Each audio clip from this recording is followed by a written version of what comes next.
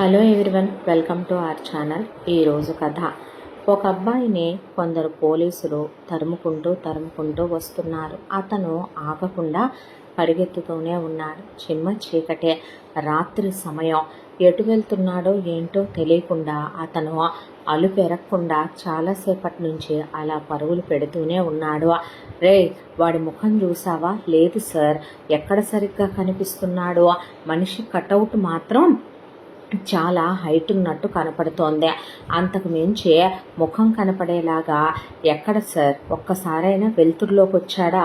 పైగా చిమ్మ చీకటి. ఇక్కడెక్కడ కర్మానికి కనీసం మనకి సీసీ కెమెరాలు కూడా ఉండే రోడ్లు కాదు ఇవే. మనం ఎక్కడో సిటీ అవుట్కట్స్కి వచ్చి తగలడ్డాం సార్ అనేసరికి ఈరోజు వాడు దొరకకుండా వెళ్లే పనే లేదని పోలీసులు అనుకుంటూ ఉండగా ఆ ఏరియా మొత్తం పవర్ ఆఫ్ అయిపోయింది. కర్మానికి ఇదేం దరిద్రం రా అని పోలీసులు అనుకుంటూ ఉండగానే అతను చుట్టూ చూసేసరికి అమ్మయ్య దేవుడున్నాడు అనుకునే పోలీసులు వెనకాలే వస్తున్న వాళ్ళ బూట్ల చప్పుళ్ళు వినపట్టడంతో పరిగెత్తుకుంటూ అతను ఒక అపార్ట్మెంట్లో చొరబడ్డాడు. వాచ్మెన్ కరెంటు పోయిందనే హడావిడిలో ఉన్నాడు. జనరేటర్ కూడా పాడైపోయి చచ్చింది దరిద్రానికని వాచ్మెన్ వాడి హడావిడిలో వాడుంటే అమ్మయ్య అనుకొని మెట్ల మీదగా పడి తనలా ఒక్కో ఫ్లోరు ఎక్కుతూ వెళ్తూ ఉండగా ప్రతి ఫ్లోర్లోనూ డోర్స్ క్లోజ్ చేసి ఉన్నాయి. ప్రతి అపార్ట్మెంట్ ఫ్లాట్వి కూడాను. ఏ ఫ్లాట్కి వెళ్ళి తను తలుపు కొట్టినా లోపల ఫ్యామిలీ ఉంటారు, మనుషులు ఉంటారు. నువ్వెవరంటారు? పైగా ఇప్పుడు రచ్చ చేస్తారు, గొడవ చేస్తారు, అరుస్తారు, క్వశ్చన్స్ అడుగుతారు. ఈలోపు పోలీసులు వచ్చారంటే తను దొరికిపోతాడు. ఏం చేయాలి అనుకుంటూ ఒకవైపున గొంతు పెడిచికట్టుకుపోతోంది. నాలుక బాగా పిడిచగట్టుకుపోతోంది. అయినా సరే ఉన్న ఓపికంతా ఉగ్గబట్టుకొని అలా ఒక్కొక్కటి ఫ్లోర్లు ఎక్కుకుంటూ టాప్ ఫ్లోర్కి వచ్చాడు. ఇక ఈ ఫ్లోర్ దాటితే టెర్రస్సే అనుకుంటూ అతను అలా మెట్లెక్కి వచ్చేపాటికే దాదాపు 9 అంతస్తులు. ఇదే 10వ అంతస్తు. ఇక దీనిపైన ఉండే టెర్రస్సే అనుకుంటూ అతను అలా చుట్టూ చూస్తూ ఉండేసరికి ఒక ఫ్లాట్ది డోర్ తీసేస్తుంది. లోపల చీకటి గుయ్యారో మనుషులు ఎవరూ ఉన్నట్టు కనపడలేదు. అంతా దాంట్లో టక్మని కరెంట్ వచ్చేసరికి కంగారేసి అలా ఫ్లాట్లోకి చూస్తే ఒక అమ్మాయి అలా పడుకోనుంది బెడ్రూమ్లో. దాంతో ఇంట్లో ఎవరూ లేనట్టున్నారని ముందు ఆ ఇంట్లోకి చొరబడి అతను ముందు తలుపులు గడియ పెట్టాడు. ఆ తర్వాత షూస్ సౌండ్ వస్తాయని షూస్ తీసేసి ఆ పక్కనే ఉన్న సోఫా పక్కకి తోసేశాడు. ఆ తర్వాత ఇంట్లో చూస్తే కిచెన్లో కానీ, ఇంకో బెడ్రూమ్లో కానీ, బాల్కనీలో కానీ, బాత్రూముల్లో కానీ ఎవ్వరూ లేరు. ఒక బెడ్రూమ్లో ఒక అమ్మాయి ఉంది. వెళ్ళి ఆ అమ్మాయి వైపు చూస్తే ఒళ్ళు తెలియకుండా నిద్రపోతోంది. ఆ అమ్మాయి దగ్గరికి వెళ్ళి కొంపదీసి పోయిందా ఏంటి అని ముక్కు దగ్గర వేలు పెట్టి చూశాడు. లేదు, బ్రతికే ఉంది. మొద్దు నిద్ర, బండ నిద్ర అంటారు. ఓహో, ఇది తాగుబోతు నిద్ర. ఇది ఫుల్లుగా వేసినట్టుంది. ఈ జనరేషన్లో ఆడవాళ్ళ గురించి తెలియందేముంది. ఫుల్లుగా తాగేసి మేడం ఫుల్ డీప్ స్లీప్లో ఉన్నట్టున్నారు అనుకునే ఆ తర్వాత అతను అలా కాస్త ఆ పక్కనే మంచం మీద కూర్చున్నాడు. చూడటానికి ఆ అమ్మాయి ఎంత అందంగా ఉందంటే ఆ ట్యూబ్లైట్ వెలుతురులో ఆ బెడ్ మీద ఆ అమ్మాయి వేసుకున్న లైట్ పింక్ కలర్ చుడీదార్లో అలా లిప్స్టిక్ గ్లాసీగా ఉండి మెరుస్తున్న పెదవులు, ఆ అమ్మాయి కళ్ళు, ఆ అమ్మాయి చాలా మినిమల్ మేకప్లో ఉన్న వెరబోసిన ఆమె జుట్టు గాలికి రెపరెపలాడుతూ అసలు చాలా చాలా అందంగా ఉంది ఆ అమ్మాయి. పుట్టి బుద్ధెరిగిన తర్వాత ఇప్పటి వరకు తన లైఫ్లో ఒక్క ఆడది కూడా లేదు. స్టిల్ వర్జిన్ అనే అమ్మాయిలు చెప్పుకుంటారు. స్టిల్ మోస్ట్ వర్జిన్ ఇప్పటి వరకు కూడా తను. అలా అమ్మాయిని చూస్తూ ప్రపంచం ఒక్కొక్కళ్ళకి ఒక్కోలా ఉంటుంది. అవునులే, ఎంజాయ్ చేసే జనాల్లో ఈవిడ ఒకత్తి కావాలా అనుకున్నాడు. అలా అమ్మాయి వైపు చూస్తూ ఉండగా పోలీసులు ఈలోగా వెతుక్కుంటూ పై ఫ్లోర్లోకి రావటం కనిపించింది. కనిపించేసరికి ఇంకా వీళ్ళు ఇంకొక ఫ్లోర్ ఎక్కితే పైకి వచ్చేస్తారు. ఏం చేయాలి? వాళ్ళు ఒక్కో ఫ్లాట్ డోర్ కొట్టుకుంటూ వస్తున్నారు. ఈ ఫ్లాట్ డోర్ కూడా కొడితే అనుకుంటూ ఆ అమ్మాయి చెంపల మీద తడితే ఆ అమ్మాయి లేవట్లేదు. సరే, ఇదే అదను అనుకునే ముందు తన షర్ట్ తీసేశాడు. తీసేసి ఆ అమ్మాయిని గట్టిగా తన వైపుకు తిప్పి ఆ అమ్మాయిని తన మీదకి లాక్కొని ముద్దులు పెట్టుకుంటున్నట్టుగా ఆ అమ్మాయి మెడ వంపున తను అలా ముద్దులు పెడుతూ ఆ అమ్మాయిని గట్టిగా హక్ చేసుకున్నాడు. హక్ చేసుకునేసరికి పోలీసులు వచ్చి ఈ డోర్ బెల్ కూడా కొట్టారు. ఎంతసేపటికి డోర్ తీయలా, ఆ అమ్మాయి లేవలా. ఆ తర్వాత అటుగా పోలీస్ ఆయన ఏంట్రా డోర్ తీరో కొట్టు డోరు అనేసరికి ఒక కానిస్టేబుల్ సార్ సార్ అనేసరికి ఏంట్రా అంటే చూడండి సార్ అంటే కిటికీలో నుంచి చూసేసరికి వాళ్ళు మ్యాటర్లో ఉన్నారు సార్ అనేసరికి ఈ మగజాతి ఉన్నారు చూడరా బాబోయ్, ఇక అందులో ఉన్నారంటే ఏ గాలి పట్టదో, ఏ గోల వినరు వీళ్ళు అనేసరికి ఎవరైనా అంతే కదా సార్, ఆ మూమెంట్లో ఎవరు తలుపులు కొడుతున్నాడా అని చూసుకుంటామా, అయినా ఎవరైనా ఇంట్లోకి వస్తే అలా ఎలా ఉండగలుగుతారు సార్, వాళ్ళ వైఫ్ అండ్ హస్బెండ్ అనుకుంటా. ఇప్పుడు మనం ఇలా డోర్లు కొడితే డిస్టర్బ్ చేస్తామని మన మీద రివర్స్ కేసు పెడతామంటారు సార్ అనేసరికి సర్లే అనే కట్టిన సరిగ్గా లాగరా, మళ్ళీ ఏ సర్టిఫికెట్ సినిమా మనం చూసింది కాక అందరికీ చూపించినట్టు అవుతుంది, ఇంకా స్టార్టింగ్లోనే ఉన్నాడు గురుడని వాళ్ళు నవ్వుకుంటూ ఏంటో ఇంటికి వెళ్ళాలనిపించేస్తుంది అనుకుంటూ అలా మెట్లెక్కి వచ్చిన వాళ్ళు లిఫ్ట్లో కిందకి దిగేసి ఈడెక్కడికి వెళ్ళాడురా అనేసరికి ఎక్కడికి వెళ్తాడు సార్ తప్పించుకొని, వాళ్ళు కాకపోతే రేపైనా దొరకొద్దా ఏంటి అనుకుంటూ ఉండగా దొరక్కపోతే ఊరుకుంటాం మరే అనుకుంటూ పోలీసులు అలా తిరుగుదారి పట్టారు. అతను బాల్కనీలోకి వెళ్ళే పోలీసులు వెళ్ళిపోవటం చూసి అమ్మయ్య అని గాలి పీల్చుకొని ఆ తర్వాత మళ్ళీ షర్ట్ తగిలించుకొని ఆ తర్వాత తన ఓవర్ కోట్ వేసేసుకొని అలా మంచినీళ్ళ కోసం గొంతు పెడుచుకట్టుపోతుందని చూస్తే కిచెన్లో ఏమీ లేవు. ఫ్రిడ్జ్లో చూస్తే వాటర్ లేవు, ఏయో చెడిపోయిన 2-3 ఫుడ్ ఐటమ్స్ ఉన్నాయి. డైనింగ్ టేబుల్ మీద ఏమీ లేవు. గొంతేమో ఎండిపోతుంది. ఎవరినైనా వెళ్ళి వాటర్ అని ఏమని తలుపు కొట్టి అడుగుతాడు తను. దాంతో ఆ అమ్మాయి గదిలో చుట్టూ చూస్తే ఒక 2 బాటిల్స్ సోడా పెట్టున్నాయి. అమ్మయ్య ఏదో ఒకట్లే దాహం తీర్చడానికి అని చెప్పి చిల్డ్గా ఉన్న సోడా బాటిల్ తీసుకుని ఒకదాని తర్వాత ఒకటి చాలా ఫాస్ట్గా తాగేశాడు. తాగేసిన తర్వాత కాస్త అప్పటిదాకా పరిగెత్తి గుండె దడగా అనిపించి కాస్త ఆయాసంగా ఉందనే ప్రాణం అలా సమస్యలట్టు అనిపించి కుర్చీలో కూర్చొని ఆ అమ్మాయి వైపు చూస్తూ నువ్వెవరో నాకు తెలియదు కానీ ఈరోజు నువ్వు నాకు చాలా పెద్ద సహాయమే చేశావని అనుకుంటూ ఉండగా అతనికి తెలియకుండానే ఒంట్లోంచి ఏదో తేడాగా ఫీలింగ్స్ రావటం స్టార్ట్ అయినాయి. అదేంటి నాకు ఇలాంటి ఫీలింగ్స్ వస్తున్నాయి ఎప్పుడూ లేందే అని చెప్పి తాను తమాయించుకుందామని కంట్రోల్ చేసుకుంటున్న ఆ అమ్మాయిని చూసి తను ఇలా ఫీల్ అయ్యే రకం కాదు. అలా అనుకుంటే ఇంతకన్నా అందమైన ఆడవాళ్ళని చాలామంది చూసి ఉన్నాడు. ఏమైంది అసలు తనకి అనే దాంతో తను చుట్టూ చూసి ఈ బాటిల్ ఏంటి, ఈ బాటిల్లో ఏముంది, నేనేం తాగానో చూస్తే అడుగున ట్యాబ్లెట్లు కడిగిన మందులా ఉంది 2 బాటిల్లో. ఉఫ్ఫో సీల్ చేసింది. అందుకేనా నా కక్కుర్తి కాకపోతే ఇందులో ఏం కలిపి ఉంది, ఎవరు కలుపుకున్నారు, డ్రగ్సా అనే దాంతో తల పంచేయక పుట్టి బుద్ధెరిగిన తర్వాత ఎప్పుడూ తనకి తట్టుకోలేనంత సెక్స్ కోరికలు రావటం, తను టీవీలు చూసో లేకపోతే ఏదో పాన్ వీడియోలు లాంటివి చూసో తను టెంప్ట్ అయిపోవటం లాంటిది తన లైఫ్లో ఎప్పుడు జరగనూ లేదు. తను అలాంటివి చూసే ఇంట్రెస్ట్ పే చేయడు. చాలామంది అందగత్తెలు తన కళ్ళ ముందు నుంచి వెళ్ళిపోతున్న లైట్ తీసుకోవటమే తప్ప ఏ రోజు వాళ్ళతో స్పెండ్ చేస్తే ఎలా ఉంటుంది, వాళ్ళ బాడీ ఎలా ఉంది, ఫిజిక్ ఎలా ఉంది, అందం ఎలా ఉందని కూడా తను ఆలోచించిన పర్సన్ కాదు. దేవుడా అనే తలకాయ పట్టుకుంటే ఫీలింగ్స్ కంట్రోల్ అవ్వట్లేదు. ముందు అర్జెంటుగా వాష్రూమ్కి వెళ్ళాలని వాష్రూమ్కి వెళ్ళి 1/2 అవర్ సేపు ఎంత ఫీలింగ్స్ కంట్రోల్ చేద్దామని తొక్కేసినా అతని వల్ల కాలేదు. దాంతో కోట్ తీసి ప్యాంట్ తీసి షర్ట్ తీసి షవర్ కింద నుంచున్నాడు. అలా గంట గడిచిపోయింది కానీ ఇంకా ఫీలింగ్స్ పెరుగుతున్నాయి కానీ తగ్గట్లా. ఇక తన వల్ల కావట్లేదు. ఏదో పిచ్చెక్కినట్టు అయిపోయే చేతులు కాళ్ళు కొంగర్లు పోతున్నాయి. ఎంత వాష్రూమ్ యూస్ చేసినా తగ్గట్లేదు సరికదా, ఇంకా తనకి ఫీలింగ్స్ పెరుగుతున్నాయి. ఏమైంది తనకి అని పిచ్చెక్కినట్టు అనిపించి బయటకు వచ్చే అలా నగ్నంగానే మంచం మీద కూర్చుంటే ఆ అమ్మాయి దుప్పట్ట అలా ఎగురుతూ ఆ అమ్మాయి అమ్మాయి చాలా అందంగా కనిపించింది. తప్ప ఒప్ప అసలు నేనెవరు, తనెవరు, ఎందుకు ఇలా, ఏంటిదే అని ఆలోచిస్తూ పిచ్చివాడిని అయిపోతున్నానా లేదా చచ్చేటట్టు ఉన్నానా నేను అని ముందు బెడ్రూమ్ డోర్ క్లోజ్ చేసేసాడు. క్లోజ్ చేసే ఆ అమ్మాయి వైపు అలా చూశాడు. చాలా అందంగా, చెప్పాలంటే ఒక అప్సరసలాగా, చాలా ముద్దుగా, అసలు అప్పుడే ఫ్రిడ్జ్లోంచి ఫ్రెష్గా తీసిన యాపిల్లా ఆ అమ్మాయి చాలా అందంగా ఉంది.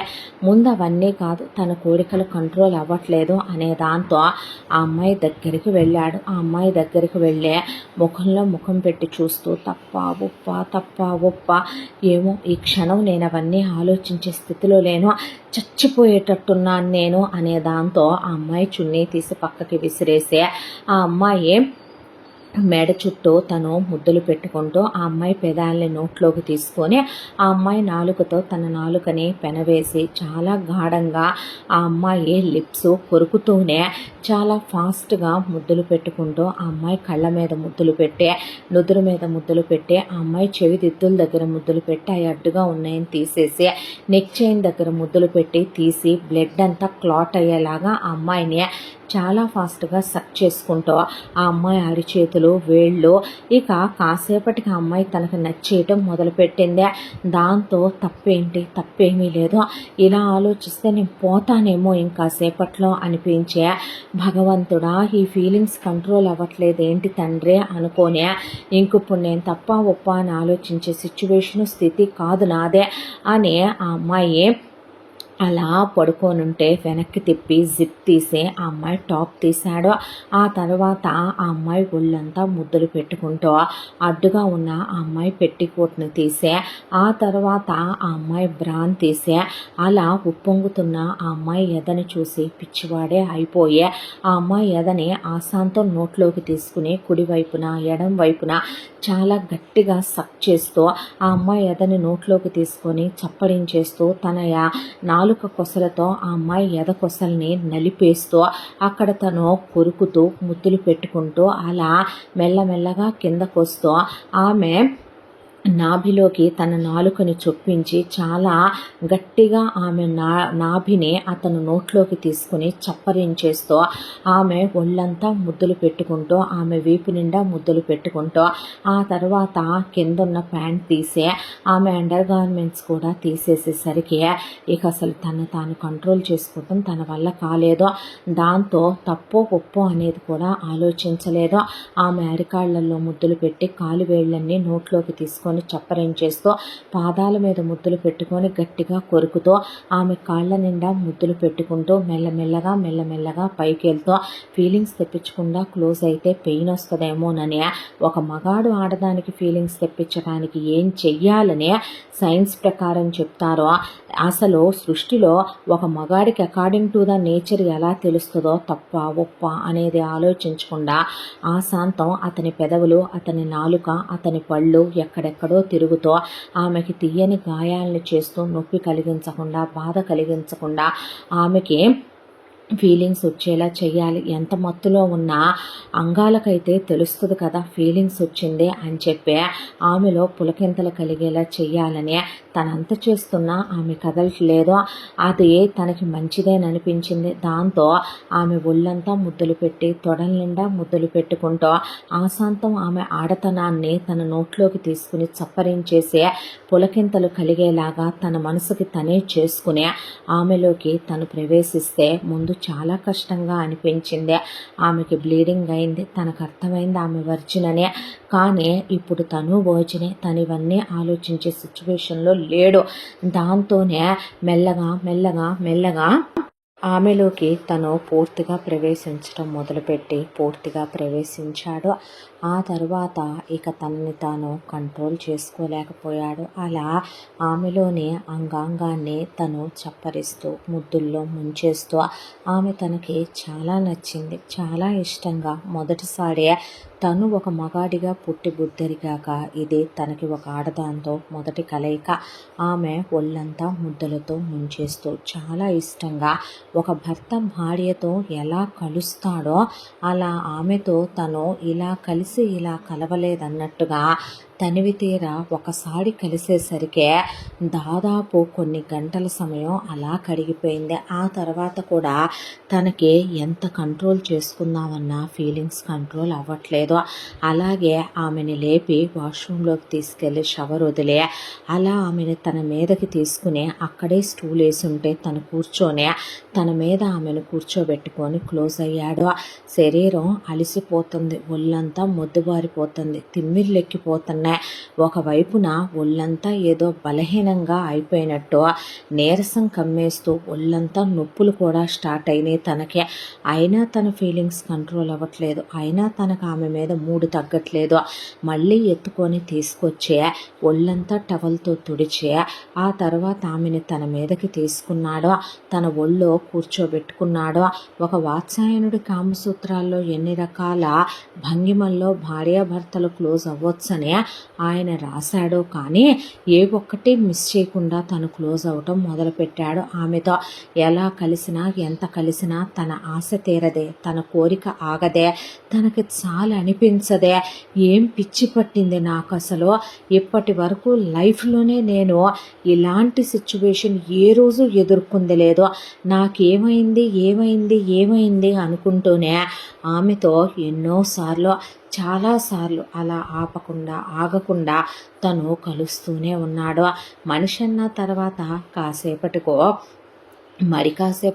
ఎవరికైనా ఓపిక తగ్గిపోవటం సహజం.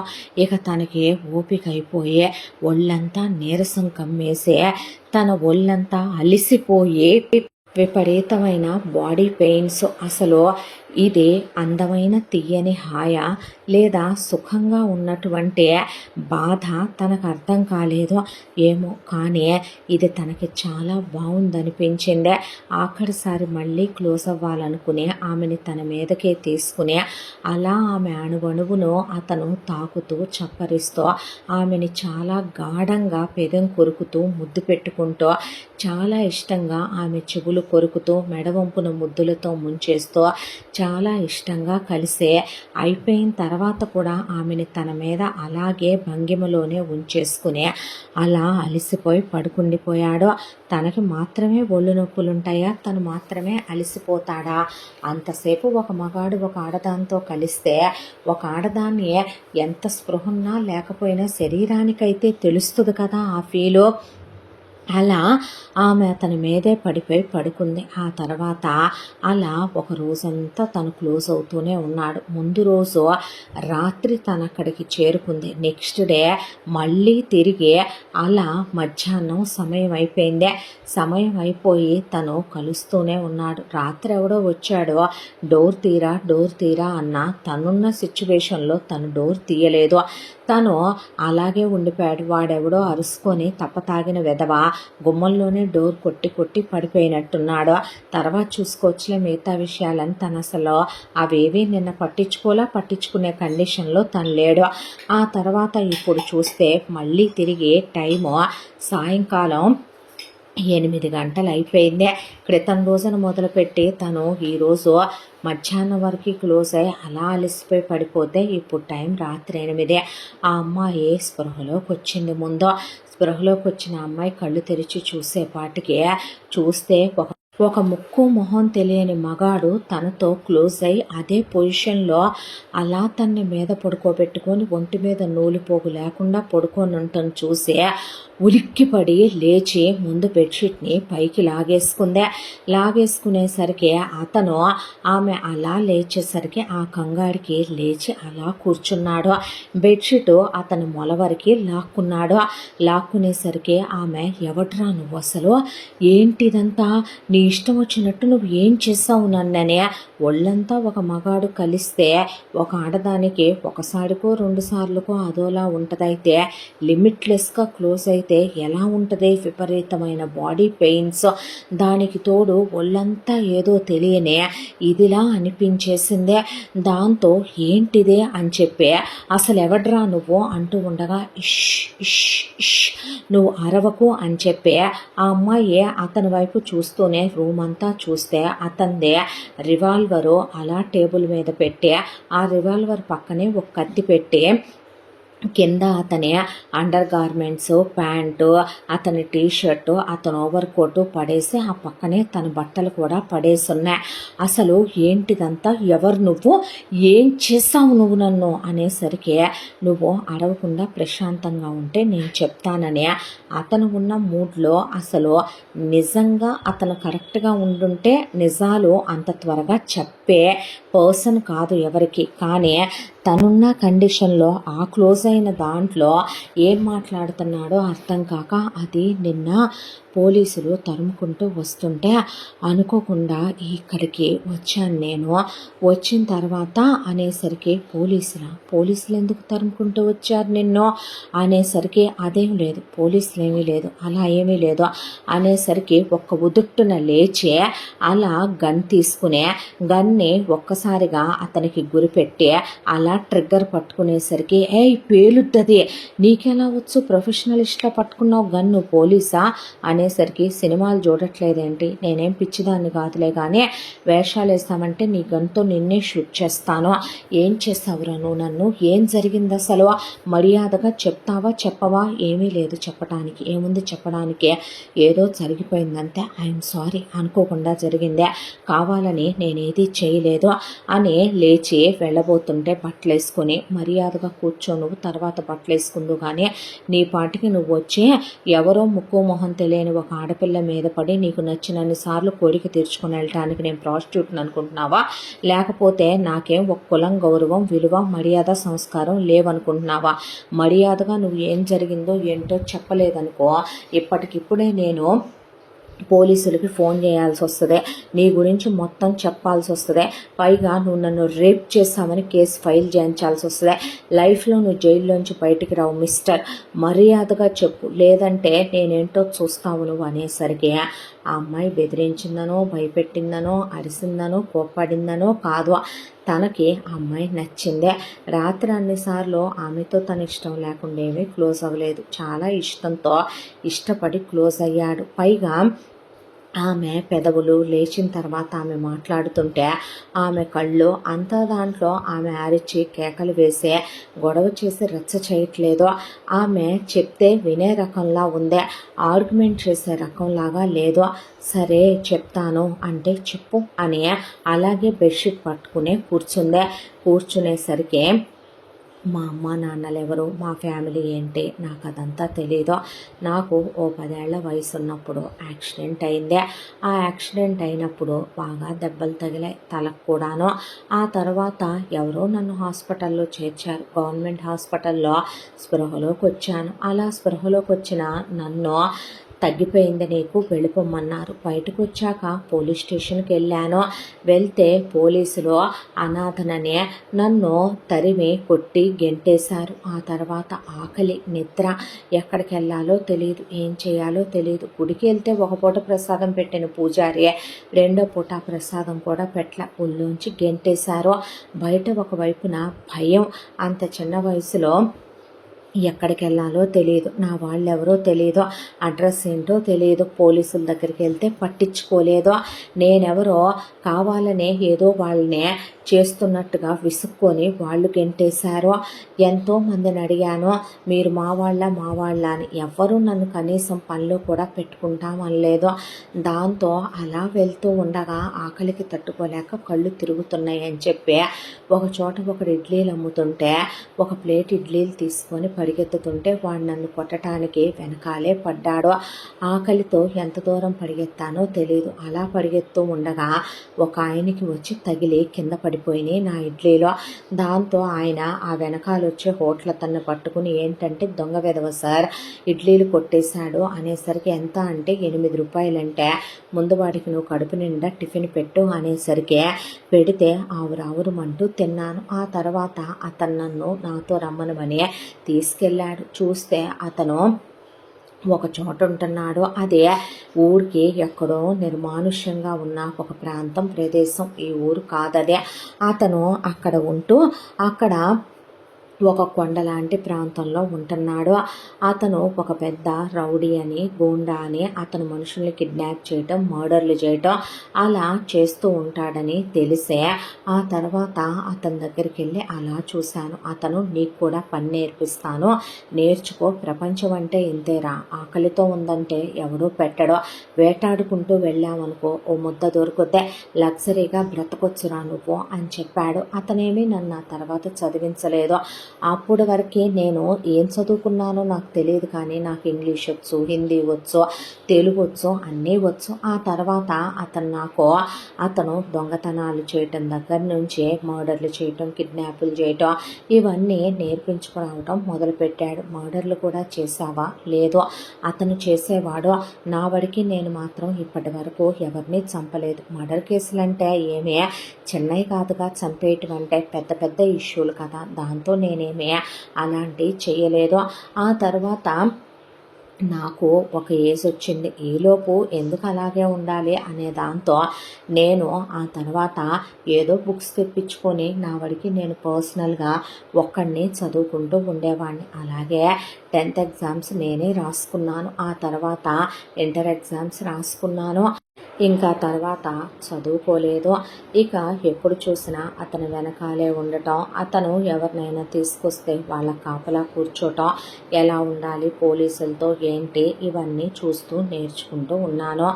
రోజులు ఇలా గడిచిపోతూ నేను పెరిగి పెద్దవాడినయ్యాను. ఆ తర్వాత ఒక రోజున అతను ఇలా ఎవరినో మర్డర్ చేయటానికని వెళ్ళాడు. ఇతను చంపుతూ ఉన్నప్పుడు వాళ్ళు తిరిగి ఇతన్ని పొడిసేసి చచ్చిపోయారు. దాంతో చనిపోతున్న అతను నాకు ఒక్కటే చెప్పాడు, ఇక నుంచి నువ్వు ఎలా బ్రతకాలనుకుంటే అలా బ్రతుకు, నేను పోతున్నాను అని. ఆ తర్వాత అతనికి ఇలాంటి కేసులు తీసుకొచ్చే బ్రోకర్ ఒకడు ఉంటాడు. వాడికి నేను తెలుసు చిన్నప్పటి నుంచే, మీ గురువు ఎటు పోయాడు కదా, నువ్వు చేస్తావా ఇవి అని అడిగాడు. అడిగితే చేస్తానన్నాను. నాకు నా దగ్గర రూపాయి లేదు, ఉద్యోగాలకు వెళ్ళటానికి నేనంత చదువుకోను లేదు, ఏం చేయాలో నాకు అర్థం కాలేదు. సరేనన్నాను. కాకపోతే నేను ఇప్పటి వరకు కూడా మర్డర్లు అయితే చేస్తానని ఒప్పుకోలేదు. గన్ సంపాదించుకున్నాను. అంతకుముందు నా ఓనరే నాకు గన్ కొనిచ్చాడు, అది ఎలా వాడాలో నేర్పించాడు. కత్తులు అంటే అవి తిప్పటం నేర్పటం మాకు చిన్నప్పటి నుంచే అతను ట్రైన్ చేసేసాడు. ఆ తర్వాత ఇక కిడ్నాపులు, డబ్బున్న వాళ్ళని వాళ్ళోళ్ళే కిడ్నాపులు చేయించుతూ ఉంటారు. అలా ఇక ఆ ఊర్లో ఉండకూడదని ఈ ఊరికి వచ్చాను. ఈ ఊరికి వచ్చిన తర్వాత ఇక్కడ ఒక 4-5 ఇల్లులు కొనుక్కున్నాను. ఆ తర్వాత కొన్ని ప్రాపర్టీస్ కొనుక్కున్నాను. కొంత అమౌంట్ బ్యాంక్లో సేవింగ్స్లో పెట్టాను. కొంత అంటే బాగానే ఉంది, అబద్ధాలు చెప్పకూడదు, బాగానే సెటిల్ అయ్యాననే అనుకోవాలి. చాలా ఐడి ప్రూఫ్లు ఉంటాయి, చాలా దొంగ పాస్పోర్ట్లు ఉంటాయి, అలాగే చాలా లైసెన్సులు ఉంటాయి. ఇవన్నీ నాకు కామనే. అన్ని వెహికల్స్ తోలటం వచ్చు, అన్ని వెహికల్స్ కొనుక్కున్నాను. ఇక్కడ ఎవరికీ తెలియని ఒక సీక్రెట్ ప్లేస్ ఉంటుంది. ఆ ప్లేసు పాడుబడిపోయిన ఒక పాత భవంతి. అక్కడ నేను కిడ్నాప్ చేసిన వాళ్ళని పెడుతూ ఉంటాను ఎప్పటి నుంచో. ఆ తర్వాత అనుకోకుండా మొన్న నేను ఒక పెద్ద రాజకీయ నాయకులకు సంబంధించిన ఒకళ్ళని కిడ్నాప్ చేయమని డీల్ వచ్చిందే. డీల్ వస్తే నేను కిడ్నాప్ చేస్తూ ఉంటే అంతా దాంట్లో కూడా వాళ్ళు చాలా తెలివిగా ఆ కిడ్నాప్ చేయమన్న పిల్లాడి చేతికి వాచ్ పెట్టే, ఆ వాచ్లో వాళ్ళు ట్రాకర్ లాంటిది పెట్టుకున్నారు. పెట్టుకునేసరికి వాడెక్కడున్నాడో ఏంటో వీళ్ళకి తెలిసిపోయిందే. తెలిసిపోయేసరికి వాళ్ళు వస్తూ ఉండగానే నేను ఆ పిల్లాడికి ఫుడ్ పెట్టి బాగానే చూసుకుంటాను, నేనేం కొట్టను తిట్టను. ఈలోపు వాళ్ళు నన్ను పట్టుకుంటే నాకు ప్రమాదం కదా. నేను ఎందుకో తెలియదు పోలీసులతో తిట్టించుకొని కొట్టించుకొని మోకాళ్ళ మీద కూర్చుని తల కింద చేతులు పెట్టుకుని జైళ్ళకి వెళ్ళి చెప్పకూడదు తినే క్యాండిడేట్ని కాదు. ఎందుకు ఆయన కప్ ఆఫ్ టీ కాదు, నాకు సెట్ అవ్వ అనిపిస్తుంది. దాంతో ఇప్పటివరకు నా మొహం, నా ఉనికి, నేనెవరో ఎవరికి తెలీదు. ఇప్పుడు నేను కొత్తగా తెలియజేసుకోవాలి అనుకోవట్లేదు. అందుకే ముందు నా ఫోన్లో ఉన్న సిమ్ తీసేసాను. నా దగ్గర చాలా ఫోన్లు ఉంటాయి. దాంతో ఆ ఫోన్ని అసలు అక్కడికక్కడే ఫైర్ వెలుగుతుంటే ఫైర్ ప్లేస్లో పడేశాను. వాళ్ళు నన్ను తరుముకుంటూ వచ్చారు. తరుముకుంటూ వచ్చేసరికి పరిగెడుతూ పరిగెడుతూ పరిగెడుతూ ఇలా గట్స్కొచ్చాను. వచ్చేసరికి ఎటెళ్ళాలో తెలియదు. బై లక్ ఏంటంటే నేను స్టార్ట్ అయిన దగ్గర నుంచి ఇక్కడ వరకు కూడా ఒక్క సీసీ క్యామ్ కూడా లేదు. దానికి తోడు పోలీసులు నా వెనకాల పడింది. నైట్ టైం కావటాన ఎక్కడ దాకా వచ్చేసరికి పవర్ పోయింది. ఇలా ఈ అపార్ట్మెంట్లోకి వస్తే ఎవరి ఫ్లాట్లోకి వెళ్ళినా సరే వాళ్ళు నువ్వెవరు ఏంటి అని క్వశ్చన్ చేస్తారనే దాంతో టెర్రస్ మీదకి ఎక్కి టెర్రస్ మీద నుంచి అయినా సరే పక్క అపార్ట్మెంట్ మీదకు దూకేద్దామని చెప్పి నేను వస్తే ఇక్కడ డోర్ తీసుంటే చూస్తే లోపల ఎవరు కనపడలా. నువ్వు ఒక్కదానివే ఉన్నావు. హెల్ప్ అడుగుదాములే అని చెప్పి ముందు లోపలికి వచ్చాను. వచ్చి చూస్తే నువ్వు స్పృహలో లేవు. మేబీ ఈ జనరేషన్ అమ్మాయిలో స్మోకింగు డ్రింకింగు డ్రగ్స్ కామన్ కదా, దాంతోనే నువ్వు కూడా అలాగే తీసుకొని పడుకున్నావేమో లేమని చెప్పి ముందు దాక్కున్నాను. పోలీసులు పైకి వస్తున్నారని తెలిసిందే. దాంతోనే నా షర్ట్ తీసి నిన్ను హక్ చేసుకొని పడుకున్నాను హస్బెండ్లా.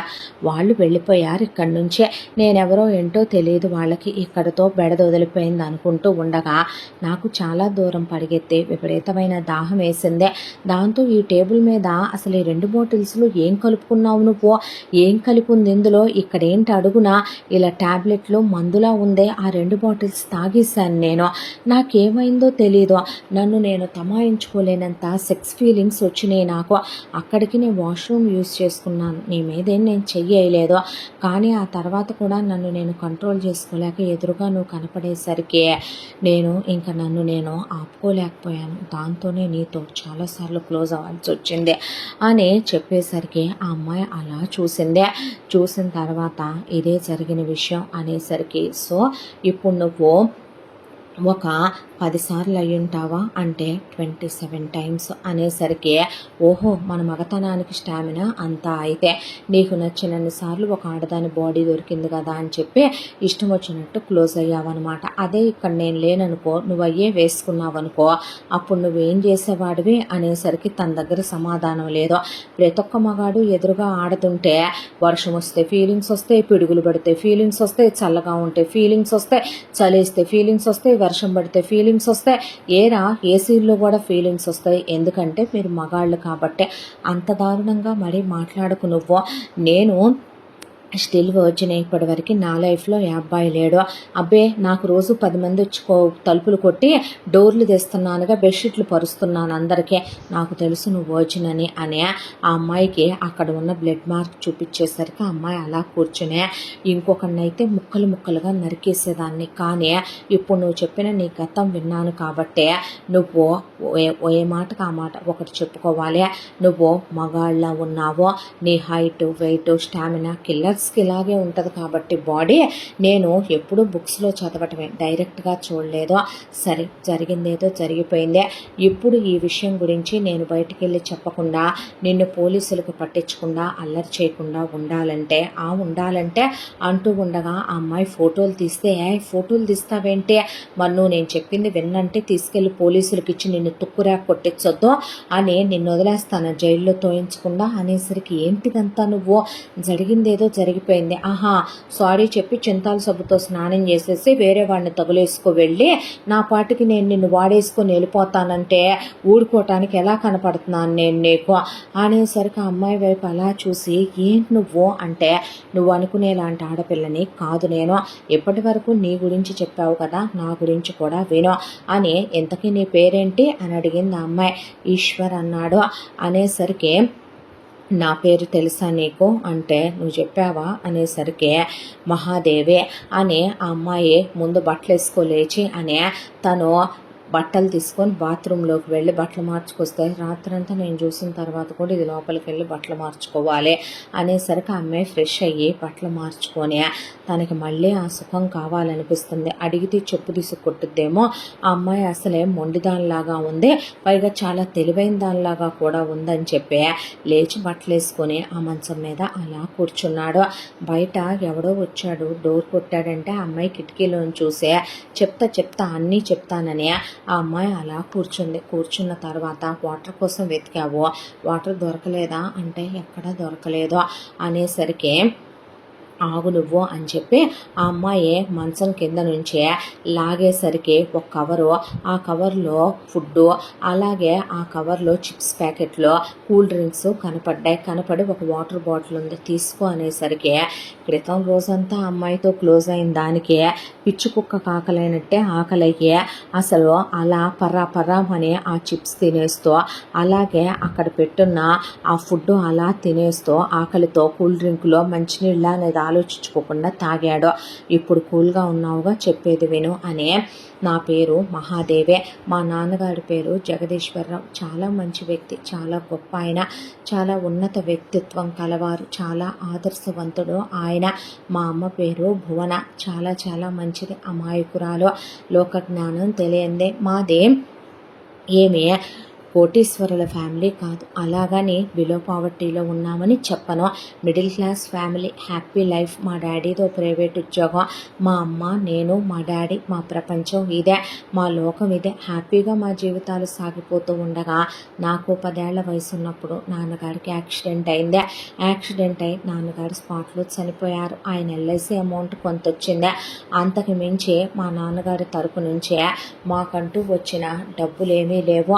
మా అమ్మమ్మ తాతయ్య ఎలాంటి వాళ్ళంటే కూతుర్ని పెళ్లి చేసి తోలేస్తే దరిద్రం వదిలిపోద్దే అనుకునే రకాలే తప్ప, కూతురు మంచి చెడు పట్టించుకొని తీసుకొచ్చే తలచెడిన కూతురుకు ఇంకో పెళ్లి చేయాలనో, మనవరాలు వయసుకు రాబోతుంది మనం అండగా ఉండాలనో, లేదా కనీసం వాళ్ళని ఏదైనా ఒక బ్రతుకు తెరువు చూపించో దాడి చేయాలనో అనుకునే మనుషులు కాదు. దాంతోనే మా అమ్మ అన్నిటి మీద అందరి మీద ఆశ వదిలేసుకుంది. మా అబ్బాయి పోయాక నువ్వు మాకేమవుతావన్నట్టు నానమ్మ తాతయ్య వాళ్ళు అనకుండానే స్వార్థంగా నీ దారి నువ్వు చూసుకో అనేసారి అమ్మనే. ఇక నన్ను పట్టుకుంది. ఆ తర్వాత అమ్మకి టైలరింగ్ వచ్చో, ఒక్కొక్కసారి మనం సరదాగా నేర్చుకునేయే మన జీవితాలకు ఆధారం అవుతాయి అన్నట్టు అమ్మ ముందు ఒక మిషన్ పెట్టుకొని, ఆ మిషన్కి తోడు ఇంకో 3 ఆడవాళ్ళని పెట్టుకొని వాళ్ళకి జీవన వృత్తి కల్పిస్తూ 4 మిషన్లు పెట్టి రన్ చేస్తూ నన్ను బ్రతికించుకురావటం మొదలుపెట్టిందే. అంతా దాంట్లో అమ్మ చాలా చిన్నప్పుడు పెళ్ళయిందే. అమ్మకి నాన్న పోయేటప్పుడు అమ్మకి 18 పెళ్ళప్పుడు, వెంటనే నేను 19 ఏళ్ళకి పుట్టేశాను. నాన్న పోయేటప్పటికి నాకు 10 ఏళ్ళు నిండా, అమ్మకు 30 కూడా లేవు. వావి వరుసలు మర్చిపోయి నాన్న వాళ్ళ అన్నయ్యలు, తమ్ముళ్ళు, అక్క చెల్లెళ్ళ మొగుళ్ళు, చుట్టాలు, బంధువుల మగాళ్లే అమ్మనే మేము వస్తాములే, నీకు అండగా ఉంటాం, రాత్రికి తలుపు తీసించు, పిల్లను ముందు గదిలో పడుకోబెట్టు, లేదంటే గనక మా ఆవిడ లేదు ఇంటికి రావచ్చు కదా ఇలా అంటాం. అమ్మని లోపలికి వెళ్ళి కాఫీ పెడతంటే పెదనాన్న అయ్యుండి నడుము అమ్మది పట్టుకొని వత్తటం.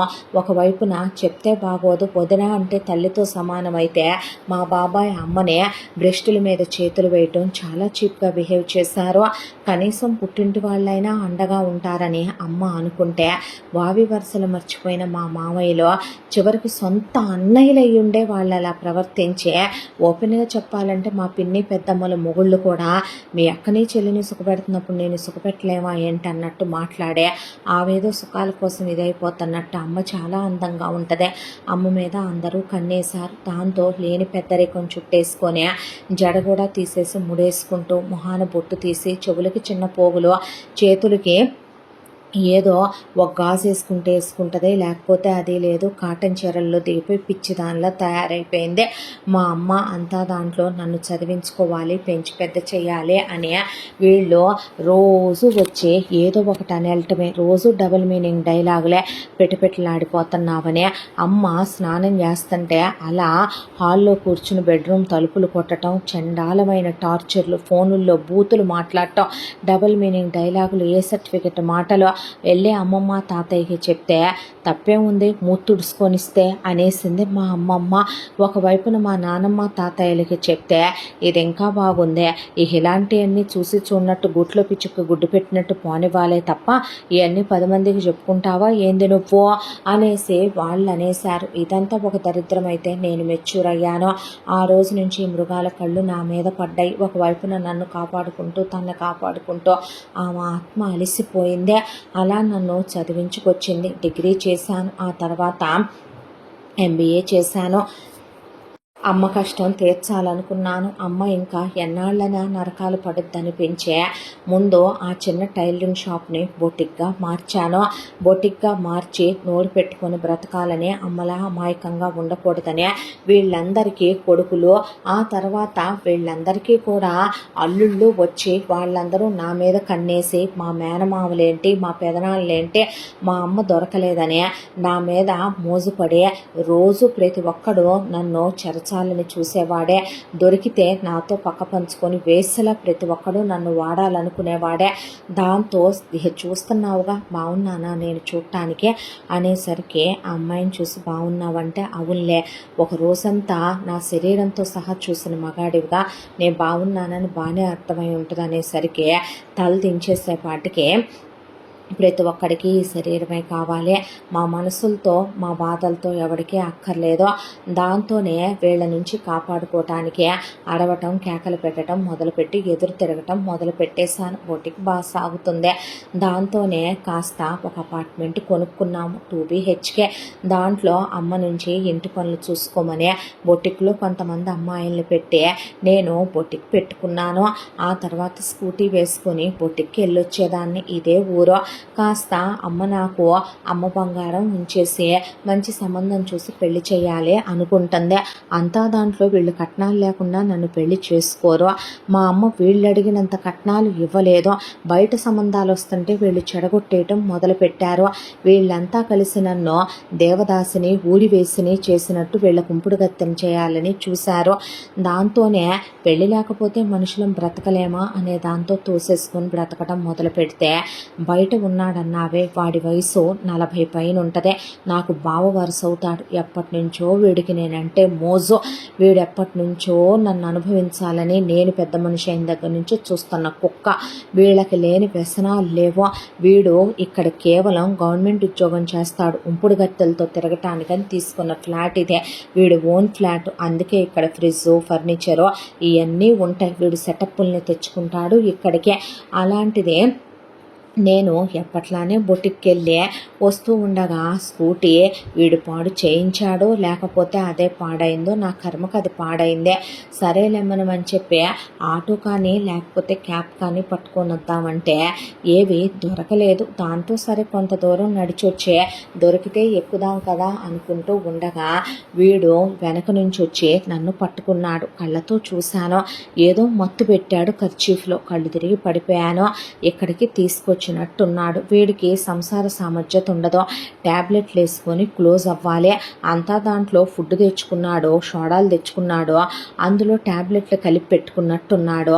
మందు కోసం అని చెప్పి కుక్క మూడు రావటం కోసమని బయటికి వెళ్ళేటప్పుడు డోర్ వేయకుండా వెళ్ళినట్టున్నాడు. పచ్చి తాగుబోతు వాడు.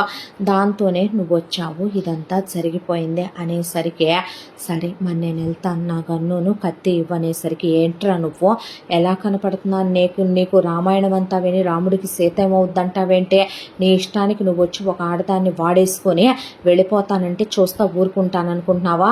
సీరియస్గా చెప్తున్నా, తీసుకెళ్ళి పోలీసులకి చెప్పి నిన్ను నామరూపాలు లేకుండా చేస్తాను. నేను చెప్పేది నోరు మూసుకొని విను ముందు అనేసరికి ఆ అమ్మాయి వైపు అలా చూస్తూ కూర్చున్నాడు ఈశ్వర్. కూర్చునేసరికి మా ఇంటికి ఓ మగాడు అవసరం ఉందే, మా కుటుంబానికి ఇప్పుడు మగాడు కావాలి, మేము పడే బాధల నుంచి మాకు ముందు ప్రశాంతత కావాలి, మనశ్శాంతి కావాలి, విముక్తి కావాలి. మా అమ్మ మీద కన్నేసిన ఎదవలందరినీ ఇప్పుడు నువ్వు నా బాడీ గార్డ్ లెక్క కుక్కల్ని కొట్టినట్టు కొట్టాలి. ఇప్పుడు నువ్వు నేనేం చెప్తే అది వినాలి. నువ్వు నా కంటి సైగతోనే తాట తీయాలి. అది వీడి దగ్గర నుంచే మొదలు పెట్టాలి. రాత్రంతా నన్ను అనుభవించావుగా నువ్వు చేసిన తప్పుల గురించి ఇప్పుడు నేను మాట్లాడలేదు ఈశ్వర్. దీనికి అంతటికీ కారణం ఈ ఎదవలో. ఇలాంటి ఎదవలు ఉన్నంత వరకు నాలాంటి ఆడపిల్లల జీవితాలు ఇలాగే అయిపోతాయి అనుకుంటూ ఆ అమ్మాయి ఆ గన్ను అలా చేతిలోనే పట్టుకొని నేను చెప్పినట్టు నువ్వు వినాలి, నాతో పాటు నువ్వు లేచిరా అనేసరికి పిచ్చి పట్టిందా నీకు? పర్లేదు, ఎటు నువ్వు ఎలా ఉంటావో నీ గురించినటువంటి ఏ ఐడెంటిటీ ఎవరి దగ్గర లేదు కదా, నేను చెప్పింది నువ్వు వింతేరాలి. ఎంత తీసుకుంటావు నువ్వు బయట ఇలాంటివి చేస్తే అనేసరికి అమౌంట్ దాదాపు 1 CR దాకా చెప్పాడు కదా. నువ్వు మరి నాతో నిన్నంతా క్లోజ్ అయ్యావు కదా, దానికి బదులు చేసి పెడదు కానిలే పదా అనేసరికి ఆ అమ్మాయి అలా అడిగిందని కాదు, తనకు అమ్మాయి నచ్చిందే, తను ఆ అమ్మాయిని ఇష్టపడుతున్నాడు. దాంతోనే ఆ అమ్మాయి అలా అడిగినా తనకు ఆ అమ్మాయి అమాయకత్వం, నిస్సహాయత కనిపించాయి. అక్కడ ఆ అమ్మాయి బాధ కనిపించిందే. వాళ్ళ అమ్మని తనని ఇలా చేయాలనుకున్న వీళ్ళని వదలకూడదనే ఆ అమ్మాయి కోపం కనిపించింది, ఆక్రోశం కనిపించింది, ఆవేదన కనిపించింది. దాంతోనే తనేమీ మాట్లాడలేక ఒక్కొక్కసారి ఇష్టం, ప్రేమ కూడా కోపంలానే ఉంటాయేమోలే అని ఎంత చేసిన మగాడిని శివంగ పిల్లలా ఉన్న ఈ అమ్మాయి కొట్టొచ్చు, రచ్చకేడ్చొచ్చు, రభసకేడ్చొచ్చు. తన గురించి ఏం ఆలోచిస్తుందో ఇప్పుడు అవన్నీ తను ఆలోచించడం కరెక్ట్ కాదులే మనం అని చెప్పి లేచి నిలబడ్డాడు. నిలబడేసరికి ఆ అమ్మాయి పద నాతో పాటు అని అన్న తర్వాత అలా తలుపు తీస్తే అక్కడే వాడుండి ఎవడరా నువ్వు అని చెప్పి ఈశ్వర్ షర్ట్ పట్టుకుంటే ఆ అమ్మాయి ఈశ్వర్ వైపు చూస్తే తుక్కు తుక్కు కింద కొట్టేసరికి చూడటానికి ఈశ్వర్ 6 అడుగులు 4 అంగుళాల ఎత్తు, బాగా దానికి తోడు వెయిట్లు తీసి చెప్పాలంటే కనుక ఒక రెజ్లర్ లాగా ఉంటాడు. అలా కొట్టేసరికి వాడిని ఎవరో తెలుసా, నా వాడు వీడో, నా మనిషి వీడో, రెండ్రా ఇక నుంచి ఎవరొస్తారో చూస్తానో నా ఇంటి వైపు అని వాడిని తుక్కు కింద కొట్టించి విజయ గర్వంతో ఆ అబ్బాయిని పట్టుకొని అలా హ్యాండ్ బ్యాగ్ తీసుకొని చేయి పట్టుకొని క్యాబ్ బుక్ చేసుకొని వాళ్ళ ఇంటి దగ్గరికి తీసుకెళ్తే ఏమైపోయావే, ఫోన్ చేస్తే ఫోన్ దీవు, ఎక్కడికి వెళ్ళావో తెలీదు, ఎంత టెన్షన్ పడ్డానో తెలుసా అంటూ ఉండగా వాళ్ళ అమ్మతో అమ్మ అమ్మ అమ్మ కంగారు పడకో అనుకోకుండా స్కూటీ ఆగిపోయిందే. ఎక్కడికి వెళ్ళాలో ఎటు వెళ్ళాలో కంగారులో ఆటోలు క్యాబ్లు బుక్ అవ్వలేదు. చూస్తే ఒకవైపున వర్షం గదవే, చీకటి కదా, దాంతోనే తను కనిపించాడని తనతో కలిసి హోటల్ రూమ్కి వెళ్ళి అక్కడుండి వస్తున్నానమ్మా అంటే ఎవరి అబ్బాయి, నా క్లాస్మేట్ అమ్మ, నా ఫ్రెండు అబ్రాడ్ వెళ్ళాడు, చదువు అయిపోయి తిరిగి వచ్చాడు ఇండియాకి అనేసరికి అవునా బాబు రామ్మా అనే వాళ్ళమ్మ అంటాను చూశాడు. నిజానికి ఆవిడ ఎంత సౌమ్యంగా ఉందంటే గుళ్ళో దేవతకి ఒకవైపున దేవుడు పక్కన లేడు అంటే గనక ఆ దేవత ఎలా ఉంటుందో ఆవిడ అలా ఉంది. చాలా ప్రశాంతంగా, చాలా పీస్ఫుల్గా, ఆవేశం లేదు, కోపం లేదు, చాలా నెమ్మది. ఆవిడ ముఖం మీదే రాసుందే ఓర్పు, సహనం ఉన్న మనిషిని, చాలా అమాయకురాలని. దాంతోనే ఈశ్వర్ ఆమెలో ఒక అమ్మని చూశాడు. తనకే బంధాలు బంధుత్వాలు తెలియదు, తను చాలా ప్రాక్టికల్గా ఉంటాడు. చావులు బ్రతుకులు, చేతులు విరగటాలు, యాక్సిడెంట్లు అవటాలు, కాళ్ళు ఎరగటాలు, తల్ల పగలటాలు, ప్రాణాలు పోటాలు, మర్డర్లు చేసుకోవటాలు, ఇవేవి తను అసలు పట్టించుకోడు. కానీ ఆవిడ్ని చూస్తే ఏదో తెలియని ఒక మంచి ఫీలింగ్. ఆ తర్వాత రా నువ్వు ఇక నుంచి ఈ రూమ్లోనే ఉండంటే నాకు గన్నివ్వు, నువ్వు నీ దగ్గర పెట్టుకుంటావంటే పర్లేదులే నా దగ్గర ఉండనివ్వు అన్నాక బాబు కాళ్ళు చేతులు కడుక్కోమ్మా అన్నాక అలాగేనండి అంటే అండి ఏంటమ్మా ఆంటీ అని పిలో అనేసరికి అలాగేనా ఆంటీ అన్నాడు. అని వెళ్ళి కాళ్ళు చేతులు కడుక్కొని ఆవిడ కొత్త బ్రష్ ఇస్తే బ్రష్ చేసుకుని వచ్చాడు. వచ్చిన తర్వాత అయ్యో లగేజ్ ఎక్కడుందయ్యా అనేసరికి అంటే హోటల్ రూమ్లోనే ఉందమ్మా వెళ్ళి తీసుకొస్తామని ఈలోపు మహా నేను కూడా ఫ్రెష్ అయ్యేస్తాను కూర్చో అని వెళ్ళి స్నానం చేద్దామని బట్టలు తీసి షవర్ కింద నుంచుంటే ఒళ్ళంతా ఈశ్వరు ఆ అమ్మాయిని సక్ చేసిన మార్కులో, ముద్దులు పెట్టిన మార్కులో, కొరికిన మార్కులే ఒళ్ళంతా పడుండి దొంగ సచ్చినోడు, దొంగ మొహం వెదవ, నచ్చినట్టుగా క్లోజ్ అయ్యి ఇప్పుడు ఏమీ తెలియనట్టు వెళ్ళిపోతానంటే చూస్తా ఊరుకుంటాను మరి నేను మహాని నేను అని చెప్పి అక్కడి నుంచి బయటకు వచ్చి బట్టలు వేసుకొని వచ్చి ఈశ్వర్ వైపు అలా చూసుకుంటూ వచ్చి కూర్చుంటే ఆవిడలోపు దా బాబు తిందుగానని వేడిగా అలా భోజనం పెట్టేసరికి చూస్తే ఆవిడ కొసరు వడ్డించి తినమ్మా అని తల మీద దగ్గొస్తే నిమిరి ఆవిడ అయ్యయ్యో తలుచుకున్నట్టున్నారయ్యా పొరమాలింది ఎవరో అంటే తనకెవరూ లేరు అంటే నాకెవరూ లేరా అంటే అనేసరికి ఎవరూ లేకపోవటం ఏంటయ్యా మేము లేవా ఏంటి అని ఆవిడ అలా తల మీద చెయ్యేసి నిమిరేసరికి వీటి మీద చెయ్యేసి తట్టేసరికి అవునమ్మా ఉన్నావుగా నువ్వు అనేసరికి అమ్మ అని పిలువు ఈశ్వర్ ఆవిడ అన్న తర్వాత అలాగేనమ్మా అని ఆవిడ వైపు అలా చూస్తూ ఉండగా తిను త్వరగా అని తిన్న తర్వాత పద బట్టలు కొనుక్కుందో కానీ నీ సైజులో నాకు తెలియదని ఆగాగానే అమ్మాయి మాస్క్ ఇస్తే మాస్క్ ఎందుకే కోవిడ్ పోయాక అని వాళ్ళ అమ్మంటే కాదులేమ్మా తనకి డస్ట్ ఎలర్జీ ఫారెన్ నుంచి వచ్చాడు కదా ఇక్కడ అంత త్వరగా సెట్ అవ్వద్దు అనేసరికి తను మనతోనే ఉంటాడమ్మా అంటే అయ్యో ఉండనివమ్మా దాందే ఉంది ఏ తల్లి కన్న పెట్టో అనేసరికి వీళ్ళ ఫ్యామిలీ లేరమ్మా పాపం తనకి ఎవరికే అమ్మా నాన్న చిన్నప్పుడే చనిపోతే చుట్టాల దగ్గర ఉండి చదువుకున్నాడు వాళ్ళేదో కొంచెం ప్రాపర్టీ ఉంచితే అది పెట్టి అబ్రాడ్ వెళ్ళి చదువుకొని వచ్చాడమ్మా ఇక్కడే ఏదైనా చేద్దామనే ఐడియాలో ఉన్నాడు తను అనేసరికి ఆహా మంచిదేగా వెళ్ళరా నాన్న అని ఆవిడ పంపింది కొన్నాళ్ళు మాస్క్ వేసుకో మరి నువ్వు ఎలా అయినా కనీసం పోస్చర్ అయినా తెలుసుంటుంది కదా వాళ్ళకి తెలియకుండా జాగ్రత్త పడటం మంచిదిగా అనేసరికి ఇక తనేమీ మాట్లాడలా ఓ పెద్ద షాప్కి తీసుకెళ్ళి ఆ అమ్మాయే తీసుకో నీకు ఈ బాగుంటాయి అయినా ఆ బట్టలు ఏంటి గోండాలా రౌడీలా క్రిమినల్ లాగా హీరో మెటీరియల్ లాగా ఉంటావు అంత మంచి బాడీ ఉంది తీసుకో టీషర్ట్స్ జీన్స్లు ఇలాంటివి తీసుకొని వేసుకోవచ్చు కదా బాగుంటాయి కదా నీకు అనేసరికి ఆ అమ్మాయి బాగుంటావు అనేసరికి తెలియకుండానే పెదాల మీద ఒక నవ్వు తనకే ఎంతవరకు తనకి అమ్మాయి అలా చెప్పినట్టు తన ఊహల్లో కూడా గుర్తులేదు ఏ రోజు తను అలాంటి కనీసం ఎక్స్పీరియన్స్ చేసి ఎరగడు అలా బట్టలు తీసుకుని ఓ ట్రాలీలో అమ్మాయి నైట్ వేర్ అని ఇన్నర్స్ తీసుకో అని చెప్పి ఆ తర్వాత తీసుకో బాడీ స్ప్రేలు తీసుకో పర్ఫ్యూమ్లు అని ఆ అమ్మాయి చెప్తే షూస్ తీసుకో సాక్సులు తీసుకో చెప్పులు తీసుకో అన్నీ కొనుక్కున్న తర్వాత డబ్బులున్నాయా అంటే నీ దగ్గర లేవా అనేసరికి వేషాలేకు బాగానే వెనకేసానన్నావు నీ దగ్గర లేవంటే నేను నమ్ముతానా అని అనేసరికి నిజంగానే వ్యాలెట్ తీశాడు బంచ్ ఆఫ్ కార్డ్స్ ఉన్నాయి తన దగ్గర అందులో నుంచి బిల్ కట్టే అలా ఏంటి దీని పాస్వర్డ్ అంటే ఇది అని చెప్తే ఇటు ఇచ్చేయంటే అందులో ఎంత ఉందో తెలుసా నీకు పర్లేదులే నువ్వు అలా క్లోజ్ అయ్యి ఒళ్ళంతా మార్కులు పెట్టేటప్పుడు తెలియలే ఉండని నీ మెయింటెనెన్స్ అంతా ఎవడు చూస్తాడో నువ్వు చూడికి ఎంత ఉన్నావో అనేసరికి ఆ అమ్మాయి వెయిట్ చూసి నవ్వే కార్డు ఇష్టంగానే ఇచ్చి తీసుకో నువ్వు కూడా ఏమన్నా కావాలంటే అంటే వద్దు నీ గురించేలే తీసుకున్నాను అంద తప్ప ఆ అమ్మాయి ఏం తీసుకోలే అక్కడి నుంచి ఇంటికి వచ్చిన తర్వాత దిట్టంగా తింటాడు తను కాస్త పుస్తకాలు బాగా భారీగా తింటాడు దాంతోనే పొద్దున్నే లేవగానే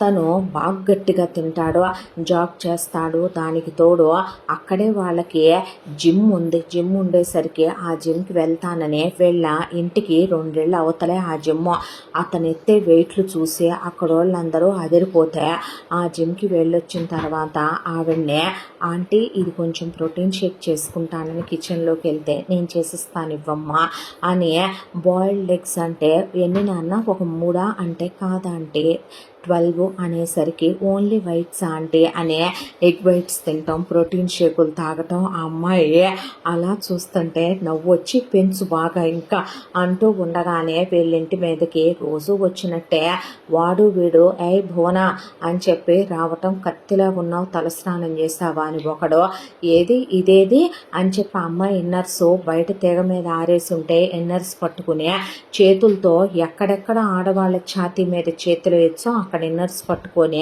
చేతులతో ఒత్తుతున్నట్టుగా లేఖీ వేషాలు వేస్తూ ఉండేసరికి ఆ అమ్మాయి అలా చూస్తే పడేసి కొట్టాడు ఈశ్వరు ఒక్కొక్కడి బాడీలో పార్ట్లు జామ్ అయిపోయి ఒక్కడొక్కడు హాస్పిటల్కి వెళ్తే 1 year నుంచి 2 years పట్టుద్దని చెప్పారు డాక్టర్లు అలా ఒకడెళ్ళి ఇంకోటి చెప్తే 4 5 10 మంది వచ్చినా కూడా దంచే ఆడోళ్ళు వచ్చారు వెనకాల ఆడమ్మగా తేడా చూసుకునే అలవాటు అసలు అలాంటి సెంటి కాదు కాబట్టి ఈశ్వరు కుమ్మేమని మహా చెప్పేసరికి ఆడాళ్ళను కూడా కుమ్మి పడేశాడు దాంతో ఆవిడ ఎన్నాళ్ళ నుంచి దాచుకున్న దుఃఖము ఈశ్వర్ని పట్టుకుని బావురుమని ఏడ్చేసిందే ఎన్నాళ్ళు ఈ ఇంటికో మగదిక్కు లేదని ప్రతి కుక్క చులకనగానే చూసిందయ్యా నీకో విషయం తెలుసా పిల్ల వెళ్ళి చదువుకుంటుంటే తోటి ఆడపిల్లలు వాళ్ళకే అమ్మా నాన్నలు ఉంటారు కదా పిల్లల్ని చాలా సంస్కారంగా పెంచుతున్నానని చెప్తారు మన భారతదేశంలోని ఆడవాళ్ళు మీ నాన్న లేడు కదా, మీకు ఎలా జరుగుతుంది, మీ అమ్మ ఎలా పోషిస్తుంది, వాళ్ళ నాన్నలు ఏమైనా మమ్మల్ని పోషించారా, వాళ్ళ అమ్మలకు బదులు నేనేమైనా వాళ్ళ నాన్నల్ని పెళ్లి చేసుకున్నానా, ఉంపుడు గత్తిగా వెళ్ళానా. పిల్లలు పెద్ద పెద్ద మాటలు మాట్లాడటం, తోటి పిల్లలకి తండ్రి లేదంటేనో తల్లి లేదంటేనో వీళ్ళ సానుభూతులు ఎవడడుక్కున్నాడు. దాన్ని అలా తూట్లు పొడి చేసిన రోజులు ఎన్నున్నాయో తెలుసా. నన్ను ఎలా అమ్మా పాపం, భర్త లేకుండా ఎలా అమ్మా పాపం, అది సానుభూతి జాలి కాదు, ఈటెల్లాంటి మాటలతో బాధ పెట్టిన వాళ్ళు ఎంతమందోనయ్యా. నిజంగా నువ్వు ఉండిపోతావా ఈశ్వర్ మాతో అని ఆవిడ అడిగేసరికి ఆవిడ వైపు చూసి ఉండిపోతానమ్మా అంటే ఆవిడ నవ్వింది. ఆ తర్వాత ఇలా వాళ్ళ ఇంటి మీద ఎవ్వరూ రాకుండా ఈగ వాలకుండా చూసుకోవటం మొదలుపెట్టి ఆ అమ్మాయితో పాటు బొటిక్కి వెళ్ళి అక్కడ కూర్చునేవాడు. బొటిక్ దగ్గరికి ఎవడైనా వచ్చి వెధవేషాలు వేస్తే అక్కడే పడేసి తుక్కు కింద బాధేవాడు. భువనలో తల్లిని చూసుకోవటం మొదలుపెట్టాడు ఈశ్వర్. ఆవిడని అమ్మ అమ్మ అని పిలిచేవాడు.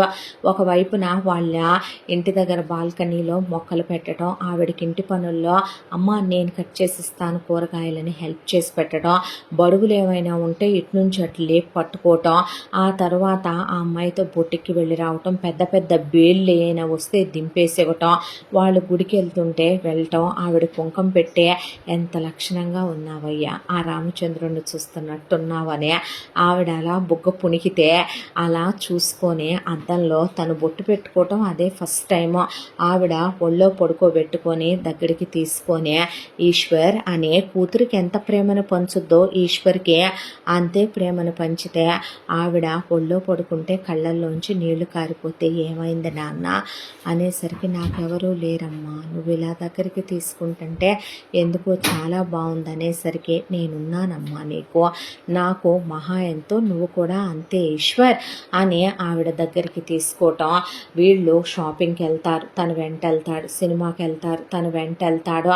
ఆ తర్వాత వాళ్ళు ఎక్కడికి వెళ్తే అక్కడికి ప్రతి చోటకి తను వెనకాల ఉండాల్సిందే. నిజంగా ఓ బాడీ గార్డ్లానే తయారయ్యాడు తను కూడాను. అంతా దాంట్లో ఆ అమ్మాయి రోజు వాళ్ళ అమ్మతో పాటు గదిలో పడుకొని తనకు ఒక గది ఇచ్చారు. ఆ అమ్మాయి పడుకునేటప్పుడు అలా చూసుకుంటుంటే ఆ రోజంతా క్లోజ్ అయినాయే గుర్తొచ్చి ఆ అమ్మాయితో మళ్ళీ క్లోజ్ అవ్వాలని, హక్ చేసుకోవాలని, కిస్ చేయాలని, ఆ అమ్మాయిని ముద్దు పెట్టుకోవాలని మనసు లాగేస్తూ ఉండేదే. ఒకవైపు నుంచి స్కూటీ ఎక్కినప్పుడు వెనకాల ఎక్కువ అంటే నేను వెనకెక్కితే నువ్వు ముందు లేపుతావు బండి అని చెప్తే పర్లేదులే నా నడుం పట్టు కూర్చో అనేసరికి ఆ అమ్మాయి నడుం పట్టుకొని అలా కూర్చుంటే ఆ అమ్మాయితో క్లోజ్ అవ్వాలని, బట్టలు ఆరేస్తూ ఉంటే అది టివ్ ఇది టివ్ అని కొప్పేసుకొని ఆ అమ్మాయి ఎగిరెగిరి ఆరేస్తుంటే టీషర్ట్ పైకి లేచి అలా నడుం కనపడుతుంటే నడుం పట్టుకొని ఆ రోజు ముద్దు పెట్టుకున్నట్టు మళ్ళీ ఆ అమ్మాయిని ముద్దు పెట్టుకోవాలని, ఆ అమ్మాయి బొడ్డు వైపు చూస్తుంటే పిచ్చి పిచ్చి కోరికలు, తల స్నానం చేసే ఆ అమ్మాయి తల ఆరబెట్టుకుంటుంటే ఏదో తెలియని పిచ్చాస పిచ్చి కోరిక ఆ అమ్మాయి మీద. ఎందుకు తిట్టినా అరిసినా ఎలా ఉన్నా సరే తనకు ఆ అమ్మాయి చాలా చాలా నచ్చేయటం మొదలుపెట్టింది.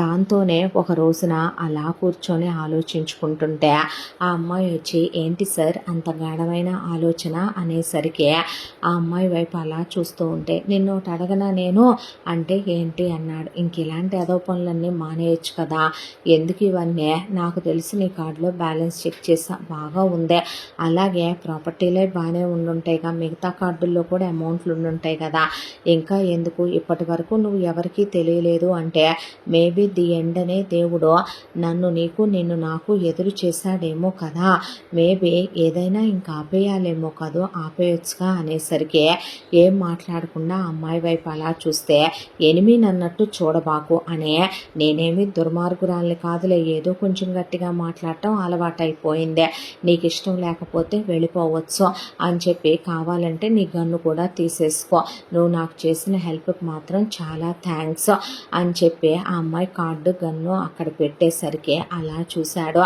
లేదంటే ఉండిపోతానంటే ఉండిపోవచ్చు, ఎప్పటికీ వద్దనేమంటలేదు ఫ్రెండ్స్ అనే చెయ్యి చాచింది. చాచేసరికి ఆ గన్ను కార్డు పక్కకు తోసి అమ్మాయి చెయ్యి తీసుకున్నాడు. అయితే ఈ గన్ను నా దగ్గరే పెట్టుకుంటా, నాకు అదంటే చాలా ఇష్టం, అది నా ఫస్ట్ గర్ల్ ఫ్రెండ్ అనేసరికి సెకండ్ ఎవరో అనే అమ్మాయి నవ్వుతూ వెళ్తే నువ్వేనే అనుకున్నాడు మనసులో. తెలియకుండానే ఆ అమ్మాయిని చాలా ప్రేమించేయటం మొదలుపెట్టాడు, ఇష్టపడటం మొదలుపెట్టాడు. ఆ అమ్మాయి లేనిది కాసేపు కూడా తనకేం తోచట్లేదు. ఆ అమ్మాయిని ఎవరన్నా తప్పుగా చూసినా ఆవిడ తన అమ్మ, తన ఆంటీ, అది తన ఇల్లు, వాళ్ళు తన వాళ్ళు అనుకుంటూ తను అక్కడ ఉండిపోయే ఆల్రెడీ 6 నెలల కాలం గడిచిపోయింది. ఆ తర్వాత ఒక రోజున అలా ఆవిడ బాల్కనీలో కూర్చుంటే మాటలు చెప్తూ కూర్చున్నాడు. ఇది టెర్రస్ మీదకి వెళ్ళిందయ్యా, బట్టలు తెమ్మనమన్నాను, ఇప్పుడు దాకా రాలేదు, వర్షంలో తడుస్తున్నట్టుంది, పైన ఈశ్వర్ మళ్ళీ రేపు జలుబు అంటది, తీసుకురాయ్యా వెళ్ళి కిందకంటే. అలాగేనా ఆంటీ అని డోర్ దగ్గరికి లాగి తన టెర్రస్ మీదకి వెళ్ళాడు. వెళ్ళేసరికి నిజంగానే వాళ్ళ అమ్మ అన్నట్టు వర్షంలో డ్యాన్స్లు వేస్తూ తడుస్తోంది మహా. తడుస్తూ ఉండేసరికి అలా వర్షంలో తడుస్తున్న ఆమె ఒంటి కత్తుక్కుపోయిన ఆమె బట్టలు, అలా ఆమె పెదాల మీదుగా జారిపోతున్న ఆ నీళ్లు చూసి ఇక తనని తాను కంట్రోల్ చేసుకోలేక దగ్గరకు వెళ్ళి మహాని గట్టిగా కౌగిలించుకొని నడుం పట్టుకొని దగ్గరకు లాక్కొని ఆమె పెదవుల్ని తన పెదవులతో కలిపి మెల్లగా అలా ఆమె కళ్ళు తెరిచి చూసి వెనక్కి తోయబోతూ ఉండగా ఆమె తోస్తూ ఉన్న తన మెడని వంచి ఆమె నోటిని తన నోట్లోకి తీసుకుని గట్టిగా ముద్దు పెట్టుకోవడం మొదలుపెట్టాడు.